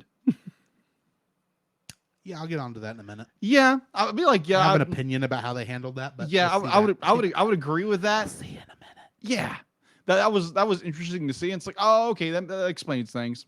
That's why. Okay, cool. So you get into the Digimon and the Digimon trying to reconnect, or the Digidestined trying to reconnect with their Digimon, and you have it's like, yeah, trying to warm up to each other, and it's like, oh, okay, you're cool. And Agumon, oh my gosh, Agumon, not Agumon, no, correction, not Agumon. Not Agumon? Not Agumon. Okay, No, he's not Agumon. No, he's not black. He's not black Agumon. That's totally something else. I know. But There are like 30 different Agumons. yes, there are a few different Agumons. But Gabumon. Oh my gosh, Gabumon. It'd be like, it's okay. It reminds me so, because Gabumon he's worried and he's insecure kind of character, and it's just like, it's so much fun watching him be like, once he digivolves into Gabumon, it's just hilarious. It's absolutely hilarious to watch that. And he's like, yeah, I just want to be around Mr. Matt, what he calls him. And it's like, yeah, it's like, oh, okay, that's interesting. But it's just this development of the reconnection of these characters. It's not a solid connection. It's not like how it was before. It's like you're building a relationship out from scratch. Say if me and Drew had drifted apart, and it's 20 years later, and it's like, oh, we need to hey, let's talk for a little while, and let's grab lunch or something like that, and reconnect and see find that passion we had for podcasting. But as an example, say if that happened, and which hopefully won't happen, I pray the Lord doesn't happen, but as an example, so in that regard, it was this building up, rekindling of a relationship with the Digimon and his partner, and then you get into Sora and Biyomon, which is just it's like, okay, obviously these characters, the memories got rebooted, so they don't remember anything. Obviously, the Digidestined know what's going on, and so Biyomon, it's just more like, I don't know who you are, leave me alone. This is like, okay, that's definitely not Biyomon. And be like, it's Well, I mean, Biyomon, but it's not Biyomon. I'm gonna talk about that on my next like. So Right. continue. Okay. Yeah, so it's the reconnecting of these, the Digimon and their partner. Their Digidestined partner. Either way. So yeah, that's my number one. What's yours? My second like is the fact that yes, the Digimon don't have their memories, No. but there is something that Yeah. is carried over across the reboot. Because here's the thing, they all know with the exception of Biyomon, Mm. they all kind of know to trust their friend. They're old partners. Yeah. They're confused about it, but they like them for the most part. Yeah. And they're all wanting to get to know their partners again. Mm-hmm.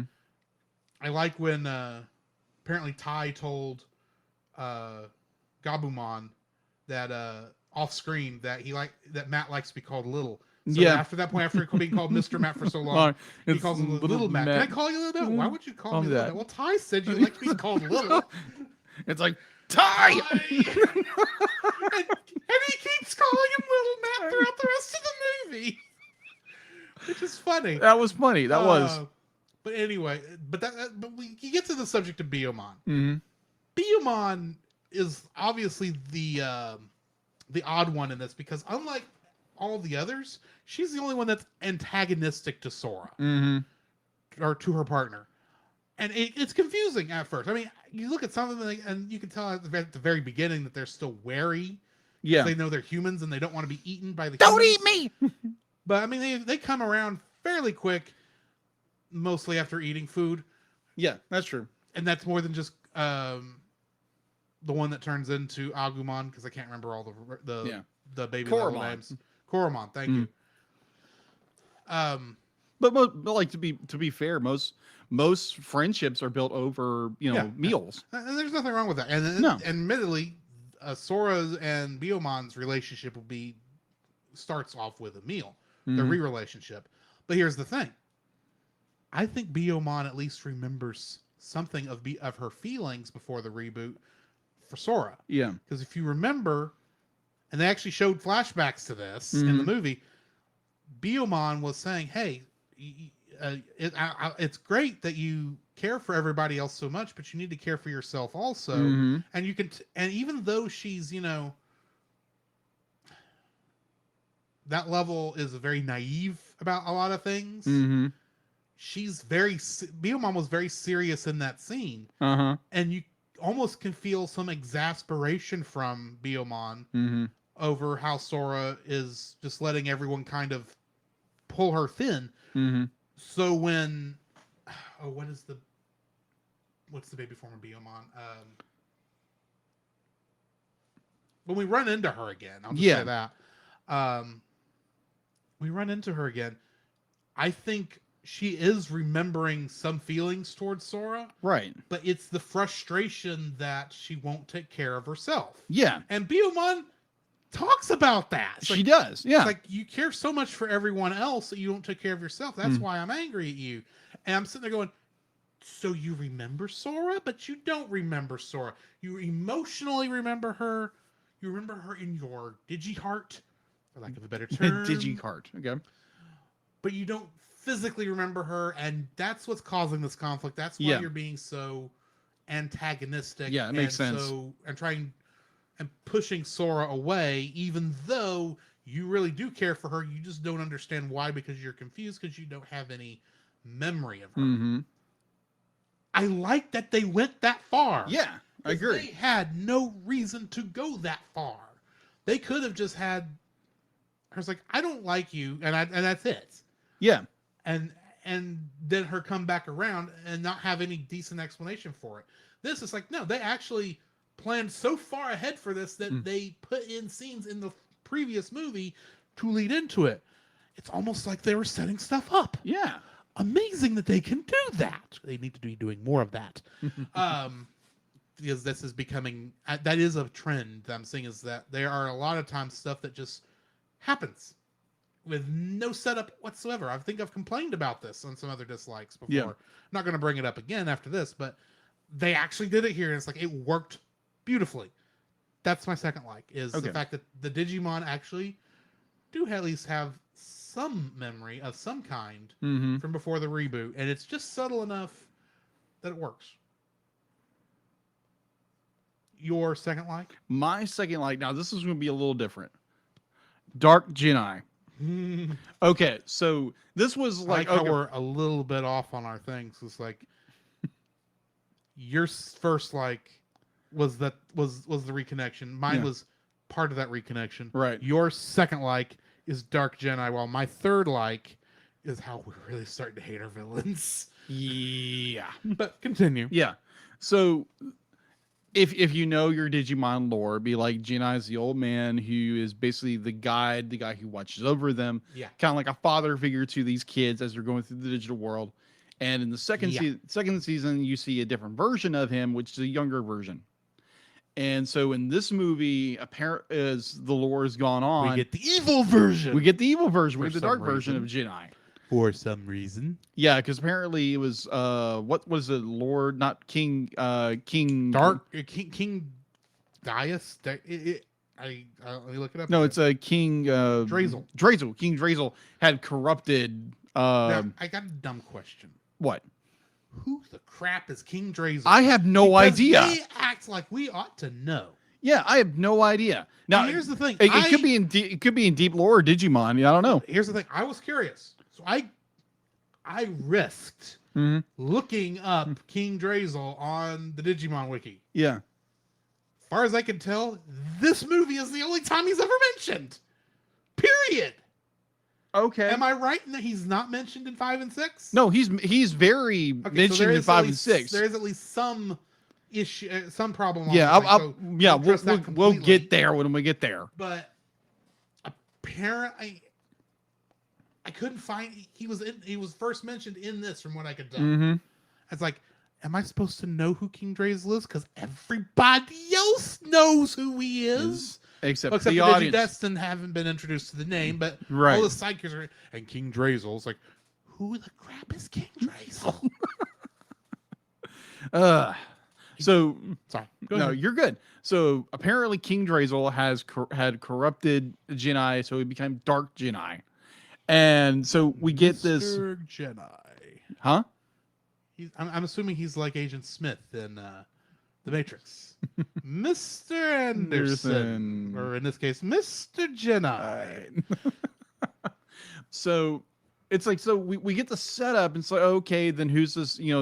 This kid, the Digimon Emperor or Digimon Kaiser, or whatever we call him. Either way, he ain't Ken. No, he's not Ken, and so he pops up, and it's like, oh, it's Jedi, but it's a dark Jedi. How did this happen? And he's creepy. He's extremely creepy. I'm watching this, and I'm like, not going into like, so he. I don't know if I can describe this. Can I describe this? We here at the Cellcast podcast do not suggest acting like Dark Jedi. No. Dude, And to explain why, I mean, he does what I would, for lack of a better term, the Japanese sexual predator thing. yeah, exactly. He goes and licks Mako on the cheek in the way that they always show anime people being creepy. No, I think it That's was like- Sora, actually. Soros. I It couldn't was remember if Sora. It was Sora. They were all in there at the same time. I don't. Yeah, remember. it was. I mean, I was assuming it was Mako because I thought this was fairly near where he was choking Mako to make Makumon Digivolve. Yeah, and he also just a lot of different things there. And It's just like, whoa, wait a minute. And the thing is, you do not see that point coming. No, you You're sitting don't. there going, okay, he's just evil. Okay, there's evil things, but then he starts doing the licking thing. And Yeah. It's like, And this just went from a sequel to a kids television show to dark kids television show. yeah, pretty much, because That this is the kind of stuff that would have been edited out of Digimon when it came to America. Oh yeah. There was a lot edited out. If you look at the lore, there's actually a lot edited out. Pokemon has the same problem. Yeah, exactly. And Yu-Gi-Oh! Because Mhm. they're all kind of the same style show. But anyway. Yeah, exactly. So, oh my gosh, just like the point where it's basically they turned Jedi into like this A creepy a person. creepy person, Creeper. a creeper, and he licks Sora, and he says all these very suggestive things. I'm like, what in the world? And then he chokes out and tortures Meku. And I'm like, what the crap is this? I'm like, wow, this is fascinating. They actually went there with this character. I was like, ballsy with that. Just Because getting into my third like, okay. they are really wanting us to hate these villains. Indeed. They are not wanting you to think redemption is possible. We've just got to hold out hope. Mm-hmm. No, it's like these guys are evil and you should hate them. Agreed. Because Completely because if they somehow come back to the side of good, it's gonna cost them quite a lot. Yeah, agreed. And it's not just Dark Jedi. Admittedly, Himikawa does not get a big role in this one. Oh my gosh. But her one scene with Tapirmon. Uh-huh. Oh, I'm sitting gosh. There I'm sitting there when that scene's starting, and she's catching him saying, okay, this is going to be like with the other Digimon. Tapirmon's not going to remember who she is. Mm-hmm.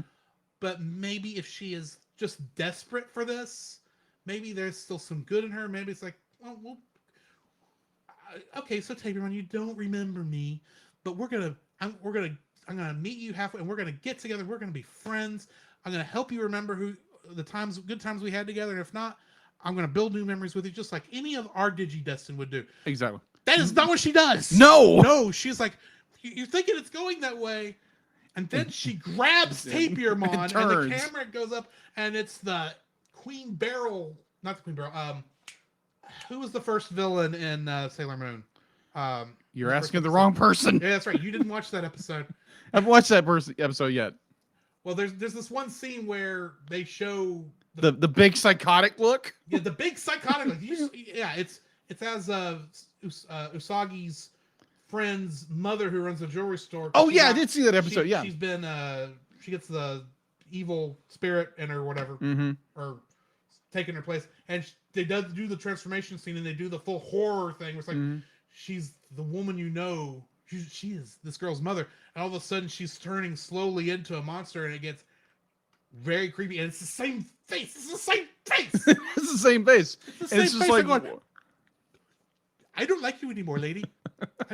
I was holding out hope that despite all your evil machinations, you were going to turn to this. You're going to realize the error of your ways and turn to the side of your good. Nope, King Drazel's got you bumfuzzled. Yeah, it just a heads up. It doesn't get any better. Let's just say that. I was really hoping, because here's the thing, I understand why. Yeah, it's understandable. She's lost her best friend. She has a way to get him back, and she's gone to a lot of trouble to do it, even signing a deal with the devil. Pretty much, from what I can tell. And apparently, she actually did lose her soul on this one, because she's gone evil. Yeah, she's literally gone off the deep end. Yeah, it's like a play on words with that. Let's say that. It's like, okay, there was hope for you. It's gone. Yeah. I'm curious to see where this goes, and I'm hoping to see how you end up getting taken out in this series, because I think you have reached I think you've reached the Gaston level here. There just comes a point when there's no saving you. And I think we've reached that point with you. Yeah. So kind of going to from a story point of view. From a story point of view. A theological view, that's totally different. But from a story point of view, we've reached that point with her. There's not much saving her, or you've got to really take some work, and there's only 2 movies left, so you don't have much time for a redemption story left. Yeah. And I don't think you're going to have enough time. Because we still don't know the depth of her cruelty that I'm sure is going to come up. I'm saying nothing. I'm saying nothing. I'm saying nothing. I'm saying nothing. I'm just sitting here going, the voice actress, I like her in Persona 5, which is why I've mentioned her, I think, every single time. Right. In some form or fashion. Right. But I'm going to have a hard time going back and thinking, oh, you're that woman. Queen. It's like, oh my god. It's going to be a hard voice to listen to again. But Oh my gosh, that was so good. It was so good because you didn't expect it. You did No. not expect that. There was you knew she was in deep, and that she was in trouble, and she was Yeah. that desperate to get her partner Digimon back. You Yeah. knew that. Yep. You just didn't know how far off the rails she'd gone. Yeah, like I Until said that before, she moment when kind of this- went the deep end. To that moment when Literally. the screen goes up and she's like, it's like, I've got you, my pretty. You will serve me now. It's like I'll never let you. I'll be like she's And I'll she's never let literally you had a go psychotic break. again. She's literally had a psychotic break, and like one point you see her, she's carrying around like an assault rifle. Well, she's a shady secret agent. That is true. Which I'm beginning to wonder, is there anyone above her at this shady secret agent agency? Yeah, that is true. Because she's getting away with a lot. Yeah. I mean, is it just her and Daigo at this point? Because that's about all I know. Yeah, there'll be like there's obviously it's a big organization. We just don't know how Well, big they've this allowed a lot of crap to go down. That is shouldn't true. happen. That is true. That is so true. But Scully and Mulder, yes. they ain't. Yeah, let's just say that. Oh man. Anyway, All right. So that's actually my end of my third like also. So if you want to move from yours to your third like, go ahead. okay, my But third, finish your thoughts on second like if you still have some. no, be like, yeah, it's just this nice turn. It's like, oh, okay. You realize why she's doing this. What is her character name again? You would ask me Yes, that. I would do that. Yes. Because I lost her name in the middle of all that. That's why I didn't say it. I know it's in here somewhere. Himikawa. Himikawa. Maki Himikawa. Yeah, Himikawa. So Himikawa be like we understand why she's doing this. We understand her motivations that she has to get Tapirmon back, and it's like because she's a Digidestined, or she was when she was a kid, and she's desperate to find her Digimon partner, even though knowing the reboot is going to wipe everything. And when she does, she loses it because that has been her obsession for all these years. And when she finally finds Tapirmon, he doesn't remember her, and then she has a psychotic break. I've done all this work. I've done everything. I've sacrificed everything.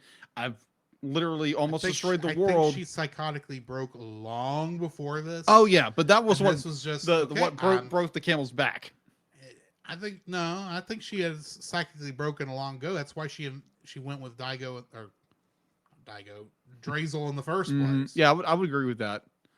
You know, she, like you said earlier, she literally made a deal with the devil in order to do this. Yes, she and was literally that desperate and played right into his hands. It's like, I'm sitting here going, look, I understand you can't. You're tired of dealing with the loss of essentially another half of yourself, the way the way these Digimon partner things are described. But at some point, you do have to move on. You don't forget. You never really truly forget. Right. But you have to move on.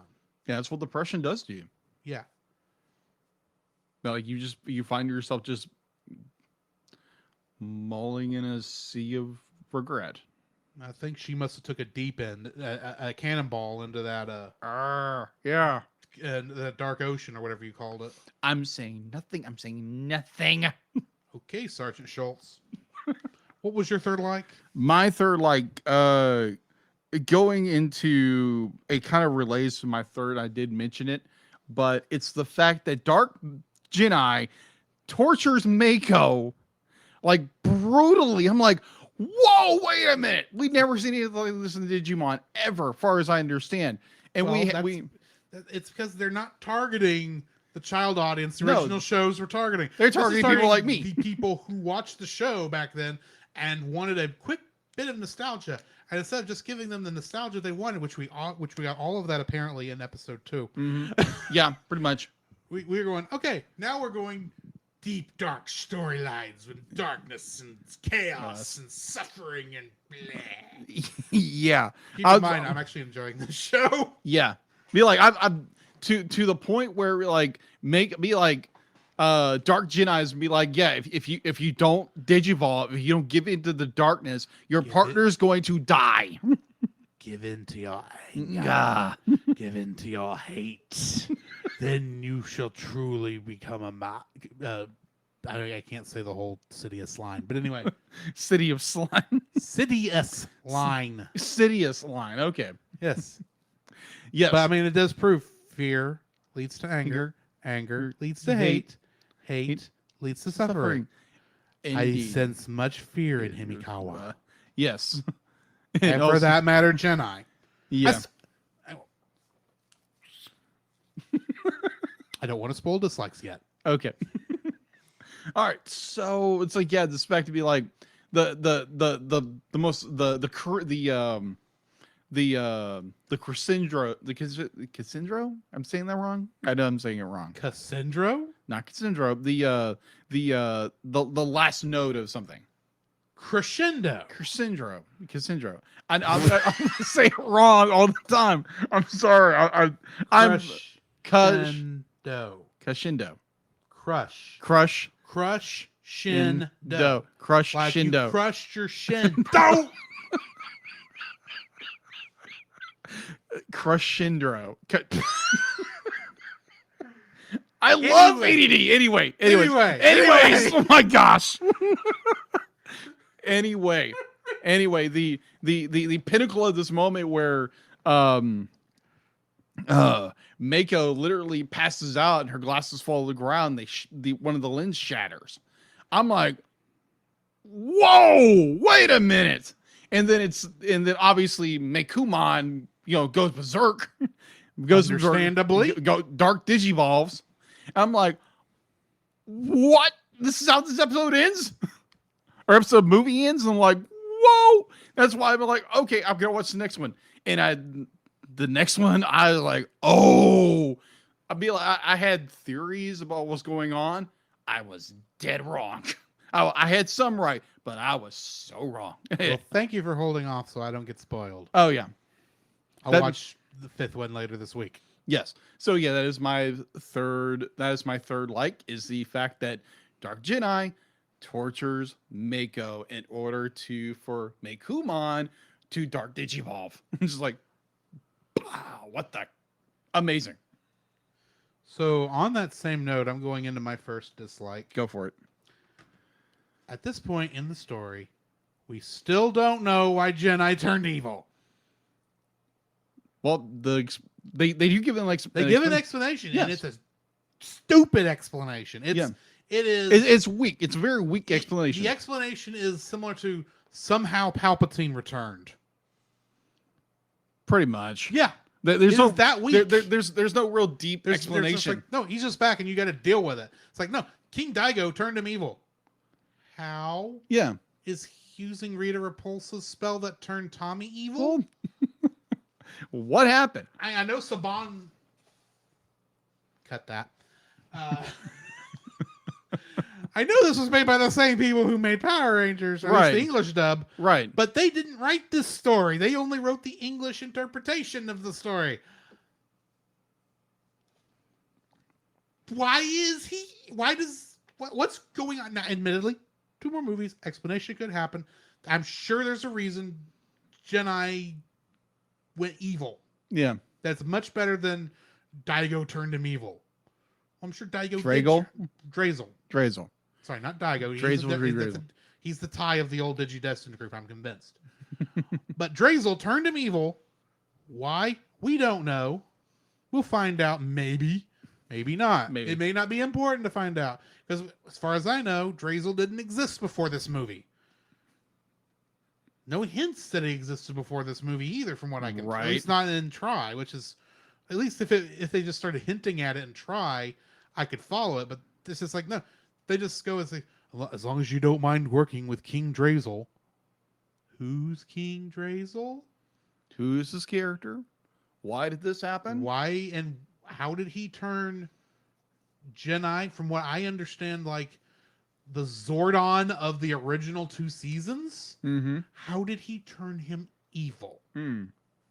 That would be interesting. A dark Zordon. I'm pretty sure they did the comic at some point. I'm sure. But still, I'm sort of going, how does this make sense? There's still a part of me that's going, this isn't the real Jedi. Yeah. I have no idea if that's true. Because admittedly, I don't know the character of Jedi well enough. Because I didn't watch Digimon as much as you did.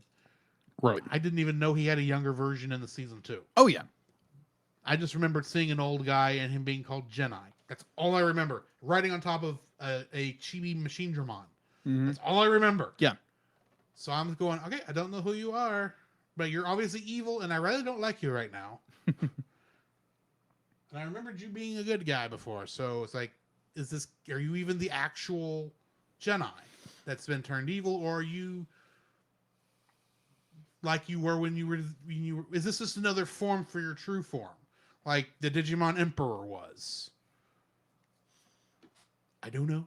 We'll see. But yeah, my first dislike is that we still 4 episodes and Dark Jedi still has no explanation. Real explanation. No real explanation. I'm not saying you need one right now. Yeah. But don't give me something as stupid as somehow King Drazel turned him evil. Especially since you just introduced the term King Drazel this movie. Give me something on King Drazel so I can understand how he's powerful enough to turn this major character from the series, make him do a 180. Uh-huh. I need that explanation, and you just kind of cram that in here. I know that the other movies probably could not focus on that, but just, plant seeds sooner. Yeah, an unexpected heel turn with no explanation. Yes. But I recognize we're still in that shock and awe thing, and we'll get to explanations later. It's like, can we shock and awe with a little bit more lead up? So if I were to go through this later, I can go, oh, that's interesting. They were actually telegraphing this early, and I didn't see it. Mm-hmm. I can tell you that's not in here because there's not that much. Like, there's no hint that they're even talking about this sort of thing. But anyway, yeah. Your first dislike. Okay, so this is more a how. It's kind of your same way of how did King Drazel, corrupt Jedi to become Dark Jedi. How did Meku get to the digital world? Be like, she fell through the distortion. Maybe. And so be like, okay, we get the scene where Sora is following Biomon into the desert. It's like, okay, you're following her in the desert. You know how this ends. You see, I've been through the desert on a horse with no name. I'm gonna walk down the train tracks despite the fact the train's coming. Oh my gosh, that scene. And the humans should have known better. I understand the Digimon not understanding. Yeah. But I'm just sitting there going, it's a train. Move your butt. I'm just sitting there going, guys, you're in Train Dramon's way. Move. Minus it wasn't it wasn't Locomon. I didn't say it was Locomon. I said it was Train Dramon. Yeah, but I made up a character. Yeah, but it's or Choo-Choo-Omon. There is a Choo-Choo-Mon. I'm not surprised. But Astro Trainmon, okay? My gosh. It's about this. Anyway. So mine is that scene. So then for some reason we have this very weird cut. And then the next thing we know, be like, there's Meku. I'm like, okay, I understand this is, this was first a television series and they made it a film. Or no, it was a film first, but then Crunchyroll cut it into episodes to air. Anyway, yeah, it was created as 6 films, but before the movies came out in Japan, Crunchyroll had it and they released it in episodic format with weird cuts. I didn't get this far in the original showing, so I don't know how this cut here. Right. So it was just that it looked like there was either there was a scene there where it was between Sora and Biomon, and then for some reason it cuts, and the next thing we know, there's Miku lying on the ground, and they were in the middle of a conversation. There was something, there was a conversation going on, but then it's cut, and then it's like, oh, well, I mean, Biomon did cry out. Yeah. To get their attention. Yeah. So I mean, there was that, but Yeah. you're right that it is very quick and it's a very like 90-degree turn in what's going on. Yeah. And then somehow they go from when they get Mako, it's like the next scene they have made it back to the forest. Yeah. It's like you were in the middle of a desert. You were staying away from distortions. Unlike later on in the movie where they actually use the distortions to their advantage, but that's beside the point. Right. So yeah, it's that little the very odd cut, and I was like, okay, it's a little bit weird. And it's like, okay, how did make you get there? Be like, obviously, it could be a distortion. Yeah, I think one character does say it was like through distortion, but it's like, okay, but there was no distortion around her the last time we saw her. Either way, just give me a little more explanation how she got the digital world. Beside, oh, we need Miku in the digital world to make this scene. Actually, hang on, Deedlit, I got a question for you. Is there any chance that Mako could have followed our portal through that landed us in the digital world? Any chance at all? I can find the right buttons. You're sure?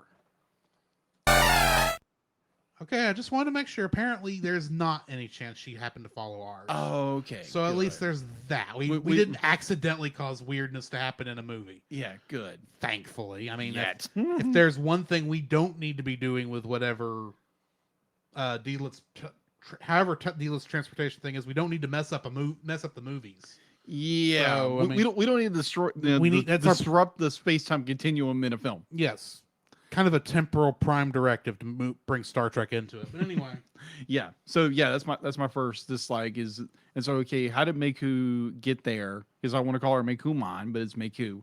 That's why I've been saying Mako, because I think that's actually closer, but it yeah, doesn't Mako, get you into the Mekumon thing. Yeah, Mako. Yeah. How did she get there? And be like, I understand that we get a.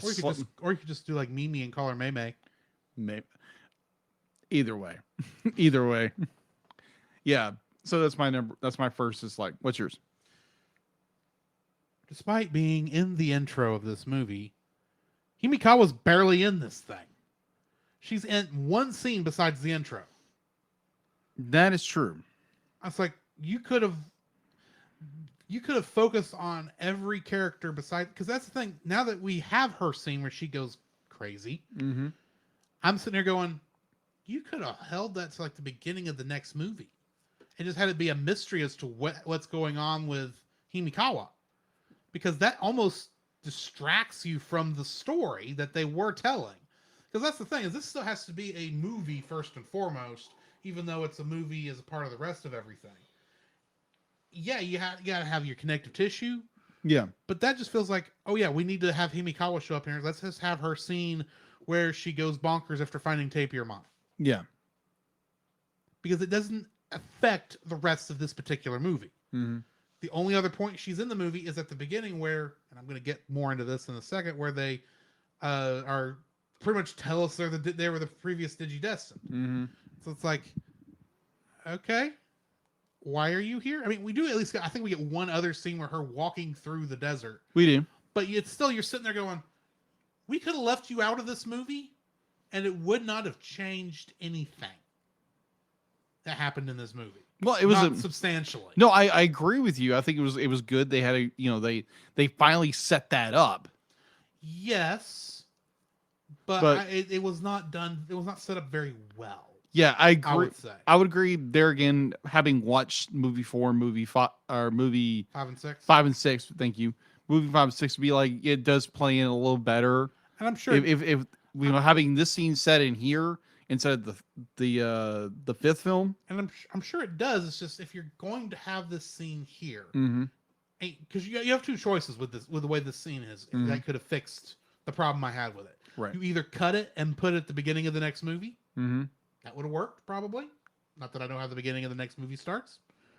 You could have had it as an after credit scene. Right. So there's actually 3 ways.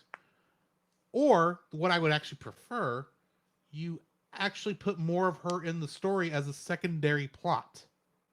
And admittedly, there's probably not much for her to do other than walk through the desert, but she could run into other Digimon and she could talk, says, hey, I'm looking for Tapirmon. Have you seen him? And they can say, well, I think he's over that way, or I think he's over that way. Because honestly, I have no idea how she even knew where Tapirmon was. Yeah. I mean, she Just just you wandered wandered the aimlessly. I digital mean, world to find him. admittedly, that's what the Digidestined plan was. If they didn't happen to run into all their Digimon at the same time in the same place, Yeah. that happened to be 5 feet away from where their portal Mm-hmm. landed them, but Himikawa had to go pretty much all across that entire island, and apparently she had no idea where to go. Otherwise, I mean, she may have had some idea because obviously she talked to Dark Jedi at the end of the last episode, Mm-hmm.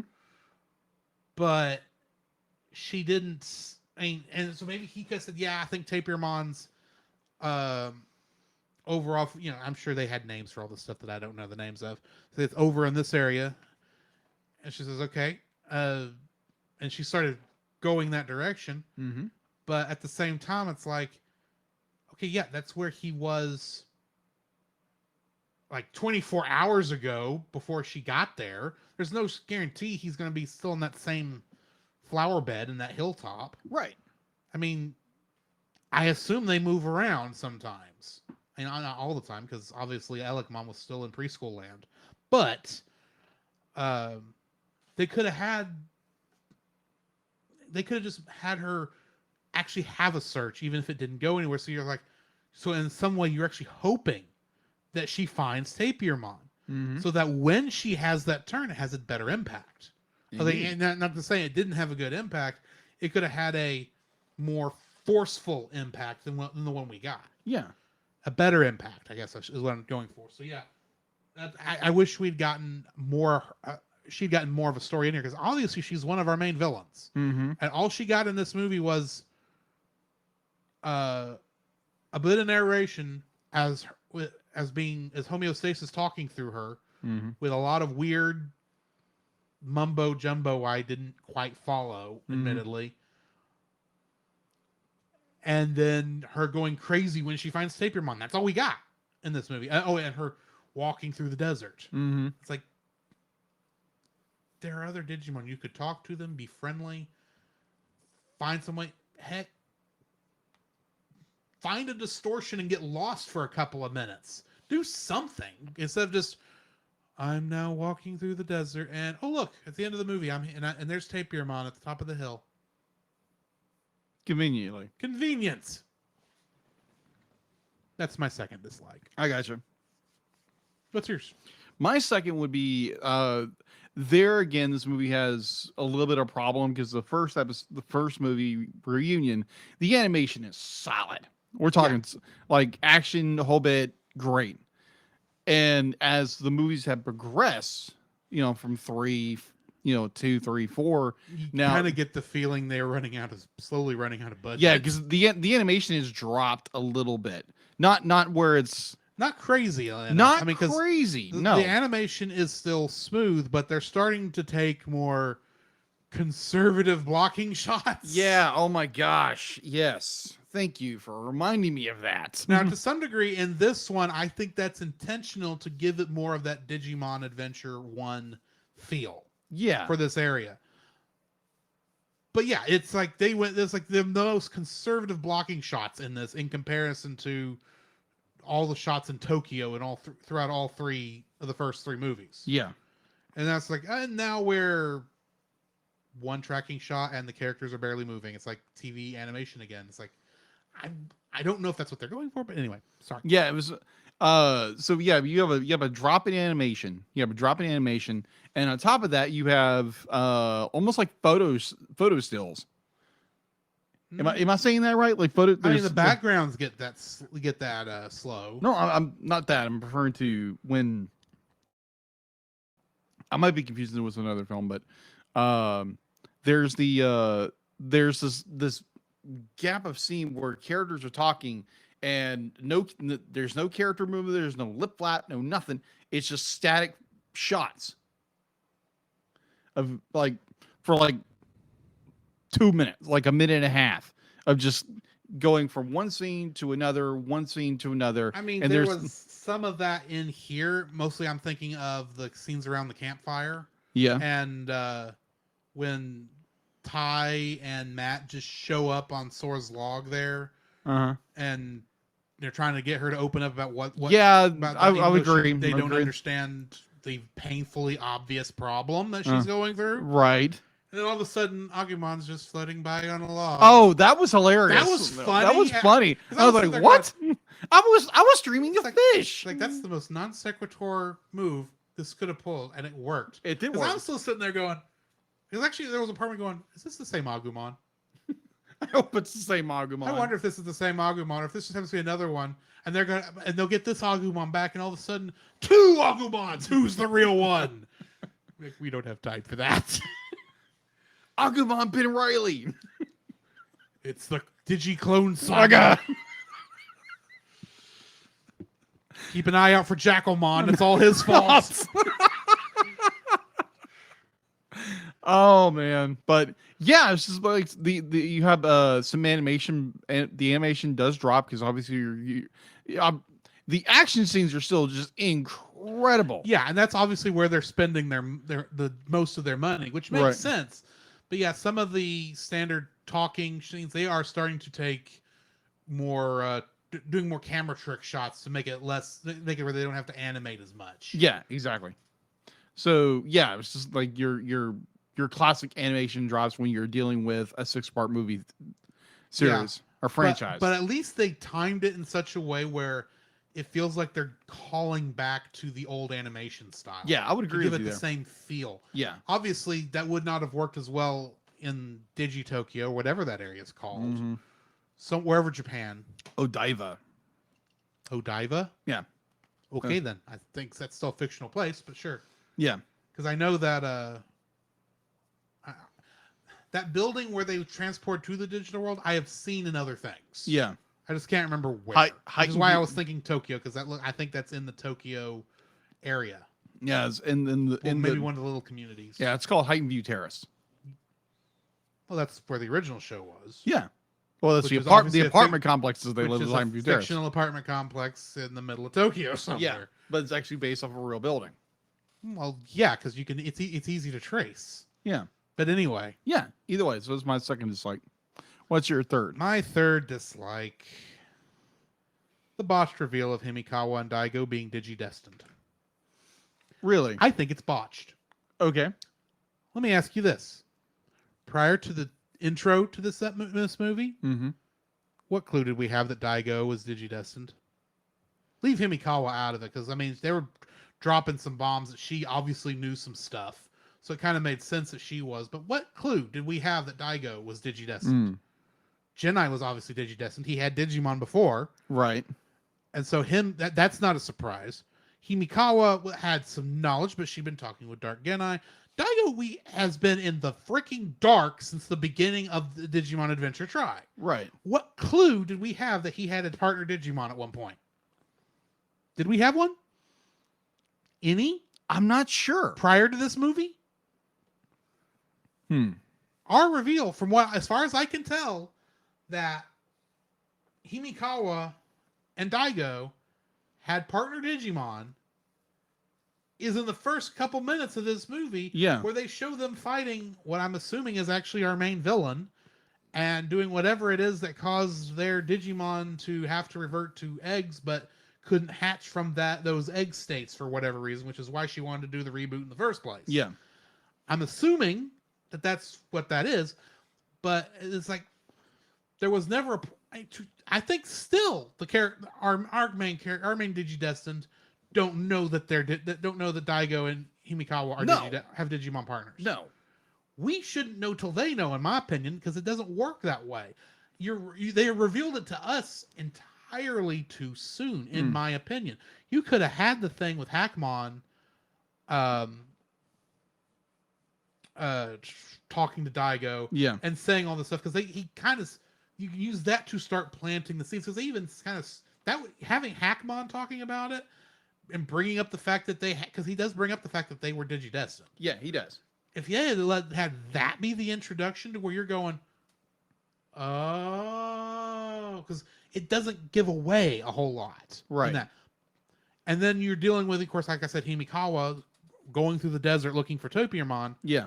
when she finds it, you're thinking, okay, you're still kind of coming off of the idea that okay, she was actually she's actually looking for a partner Digimon. The problem with the intro with all that is that it pretty much tells you, oh, by the way, here is her and Daigo's entire main backstory that we planned out for this movie. For this 6 movie set. with no setup. With no setup. Well, there's not, you don't even get a musical. Now, granted, the animation in that part where they make it look like an old film, spot on. Yeah, Enjoyed that, and I like the part where you get that little bit of a surprise where she gets the homeostasis eyes that Kari had last movie. It's like, oh, okay, that's how she knew who homeostasis was. But the entire time, they just show you all this stuff, and she starts talking the weird gibberish as homeostasis, and it's like you can tell it's like, okay, this is so the entire reason any of this is happening is because they're digidestined. Y'all could have drawn that out a little bit better. And that's like I said, I want stuff. I know it sounds like, because I know in the first part I was like, oh, they're not telling us anything. The shady government organization is not telling us stuff. It's not that they weren't telling us stuff. Right. It's that they were giving no hint as to where things were going. Yeah. So they weren't planning. It was obviously were important, but they weren't planting seeds on why these two characters were important. And almost all, Himikawa, at least she had some story going up to this point. Daigo was a plot device until this movie. Pretty much. In reality, he was just there to give some exposition to our main heroes. And now he's actually a major character because obviously he's an old Digidestined who no longer has his partner Digimon, but unlike Himikawa, he's moved on. He's at peace with the fact, if he happened to if he happened to run across his partner Digimon, who I don't know who it is because they haven't said it yet. Right. I'm sure he would be very happy. Oh yeah. To meet back up and get that relationship back going. I'm sure he'd be very happy, but he personally has moved on with his life and understands there's more to it. That's why he's been helping the Digidestined all this time. When and it's obvious she knows she can't trust him with this plan because she hadn't told him jack squat, and she's just spoon feeding him some information that she wants the actual Digidestined to find. That's not a bad plot device. Yeah. But it's still, you're sitting there going, could you have given us more clue that the shady government organization was made up of old Digidestined? Because the way they show that shady organization is, oh, we found out about the Digimon because of a contact we had with a man named Genai. I'm thinking, you're not wrong, but you knew what a Digimon was before any of this started. You make this sound like it started up after whoever the last villain that attacked Digitokyo was. It make it sound like they didn't show up until after that point. No, they've been part of the shady government organization or whatever they're attached to since before the current Digidestined were born. Yeah, I would agree. And still we have no idea what happened to Team 2. And you brought up Ken because you had to show the Digimon Emperor. Yeah. But it's like, oh yeah, we still don't know where they are. Yeah. At least we now know that there are Digidestined disappearing, and that they've been keeping track of pretty much every Digidestined around the world. Yeah, because you see many of the Team 2. I keep calling them Team 2, but you know who I mean. Yeah, you see their names on it and listings of missing. Except for Davis, he's somehow not missing, but he never shows up in this. No, because he wasn't marked as missing. He's lost in his head. Let's say that. He's the tie of Team 2. Of course he's missing in his head.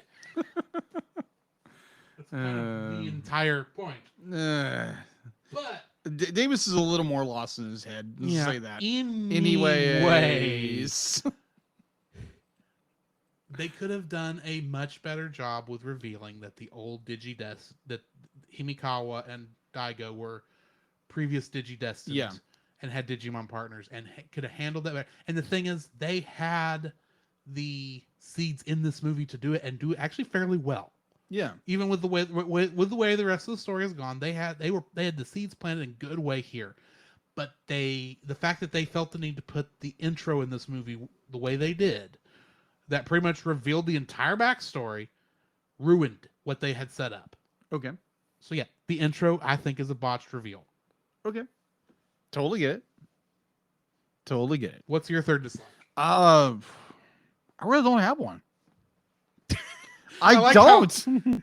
Is it because I've mentioned what your third dislike would have been? No, no, it wasn't. It was like You just like the movie that much? Well, honestly, the reveal that these two characters were previously digidestined, be like, we understand, be like, okay, there's something we're not being told as the audience. Admittedly, that's not surprising that there were digidestined before this, because it's odd that the Digimon didn't start showing up until, you know, consumer level internet showed up. It makes sense that government level internet would still be producing Digimon. Right. But anyway. Yeah, I'd just be like, I like the reveal. I would like if they would have like you said, played it a little bit more. They would have like given us the audience a little more heads up. Be like, hey, there's something more going on. Maybe you have one or both characters say something that would give us the audience a clue. It's like, hey, they know something that they're not revealing to everybody else, or something like that. So yeah, I would kind of my third dislike in a way is kind of reflecting off yours, that maybe these two characters, they could have given a little more hint, maybe a little more hint. Be like, don't get me wrong, this reveal that they were digidestined when they were younger is a good surprise. Yes, but the idea was not done. The reveal was not done well. Yeah, the reveal was the laying the Easter eggs that they could have done. Like I've been saying this entire episode, plant more seeds. Agreed. So yeah, that is my third dislike. Okay, which brings us to the end of this episode. Yes. Believe it or not, after that entire rant I just had, I'm still rating this an 8. Yeah. The movie has, I mean, to some degree for me, the Uh-huh. last 15 to 30 minutes of this film make up for like every shortcoming this film has, because between giving us a good reason to hate our villains and Butterfly, I mean, it's just that last half hour is so much of an epic, finally getting back into, starting to get everything's starting to come back over the hump, I guess, for lack of a better term, of this dark middle part, but even still having some darkness going forward. You know what I mean? That makes up for a lot of the slowness and weird. And the thing is, this movie is actually paced far better than some of the others are. Yeah, agreed. So, and of course, even with my limited nostalgia, I get all the nostalgic feels, or most of the nostalgic feels in these shots. And like we were saying, I think the more conservative animation style that this one, at least starts with this one, I think fits this, because it is trying to give you that feel of the old Digimon show, since we're in where the old Digimon show took place. So I appreciate that, but yeah, I'm still giving it 8, because this is like, it's serious, but it's still fun. Yeah, I would agree. And that's what I like about it. It's a good balance. Yeah, I agreed. Completely. As all things should be. Yes. I'll also quote a certain purple madman. Okay. Thanos. Oh, Mad Titan, of course. Yes. Huh. Perfectly balanced, as all things should be. Yeah, I would completely agree. I'm giving it an 8. It's there's the nostalgia of it, giving you what the fudge is going on here, character reveals, and it's like, oh, okay, this didn't turn out the way I thought it would. And it's like, whoa, okay, Dark Jedi, back up a little bit. This is, you're getting the creeper zone. Quit. I was like, whoa, okay, that was just bizarre. But Right. Overall, amazing movie, and I can't wait to review Coexistence. Coke-existence? Coexistence. I'm going to start calling it Coke-existence. You would. Yeah, that brings us to the end of another episode, which, like we were saying, our next episode is Digimon Adventure Try Part 5 Coexistence. I'll say it right this time. Which brings us to the trivia for next week's episode. While Shout Factory handled the localization for Digimon Adventure Try, all 6 parts, of course, they are not the original localizers of Digimon. And most of the decisions that we're comfortable with are from this old company, this other company. What is the name of the original localization company that localized Digimon? Mm-hmm. I know what it is. And I nearly gave it away earlier. You nearly did. You nearly did. So, I'll be posting that question in the morning. So, I'll sometime tomorrow morning on Wednesday morning, I guess I should say. Go ahead and answer it there. In the meantime, do we have anything else before we close this out? No, I'm good.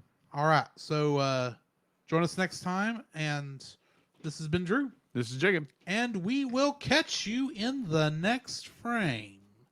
Come, Jacob. We must prepare for next week. Prepare for what, Drew? The same thing we do every week, Jacob. Record a podcast. Oh, boy.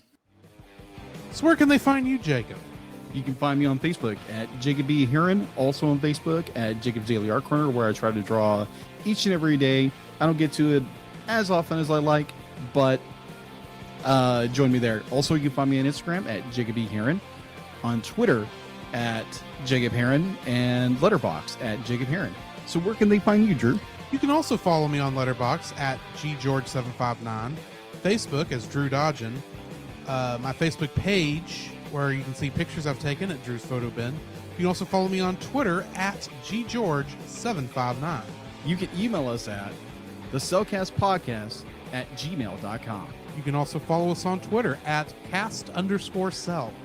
You can follow us on Twitch at twitch.tv/thecellcastgaming. You can also follow us on YouTube at Cellcast, Listen to our podcast on Apple Podcasts, Google Play Podcasts, Stitcher, Spotify, and your favorite podcast directory.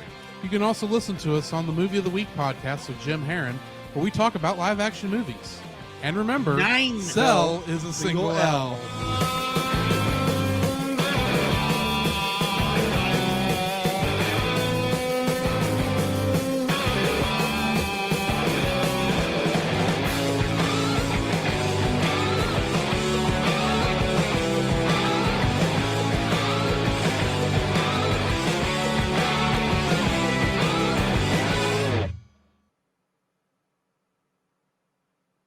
I have no stinger, do you? Me either.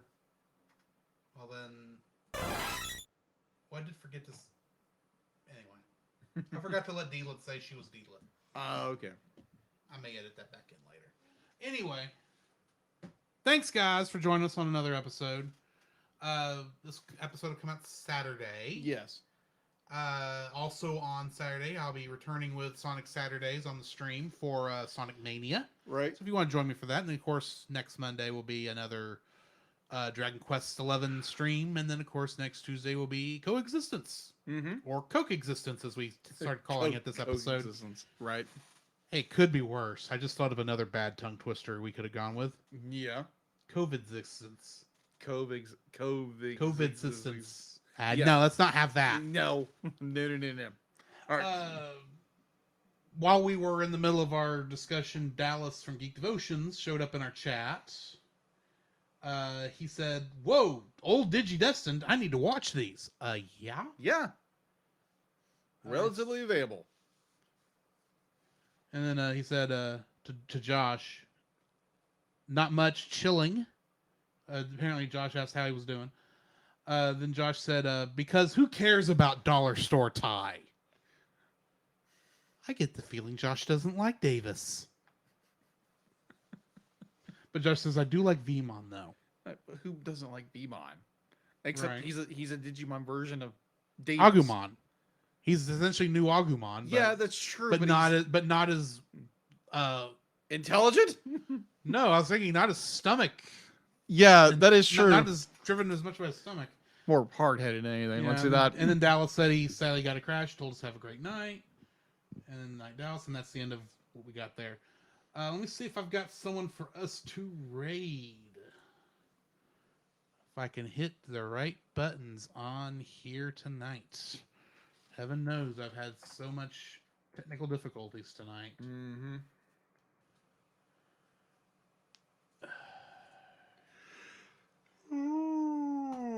Raid. See, we got art, a mana, or book of gaming. Book gaming. Oh, if you want book of gaming, we'll go book of gaming. Looks like he's playing Final Fantasy VI. Hmm.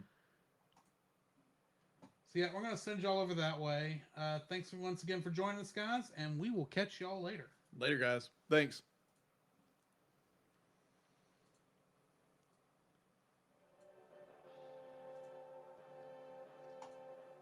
I demand to see Edgar!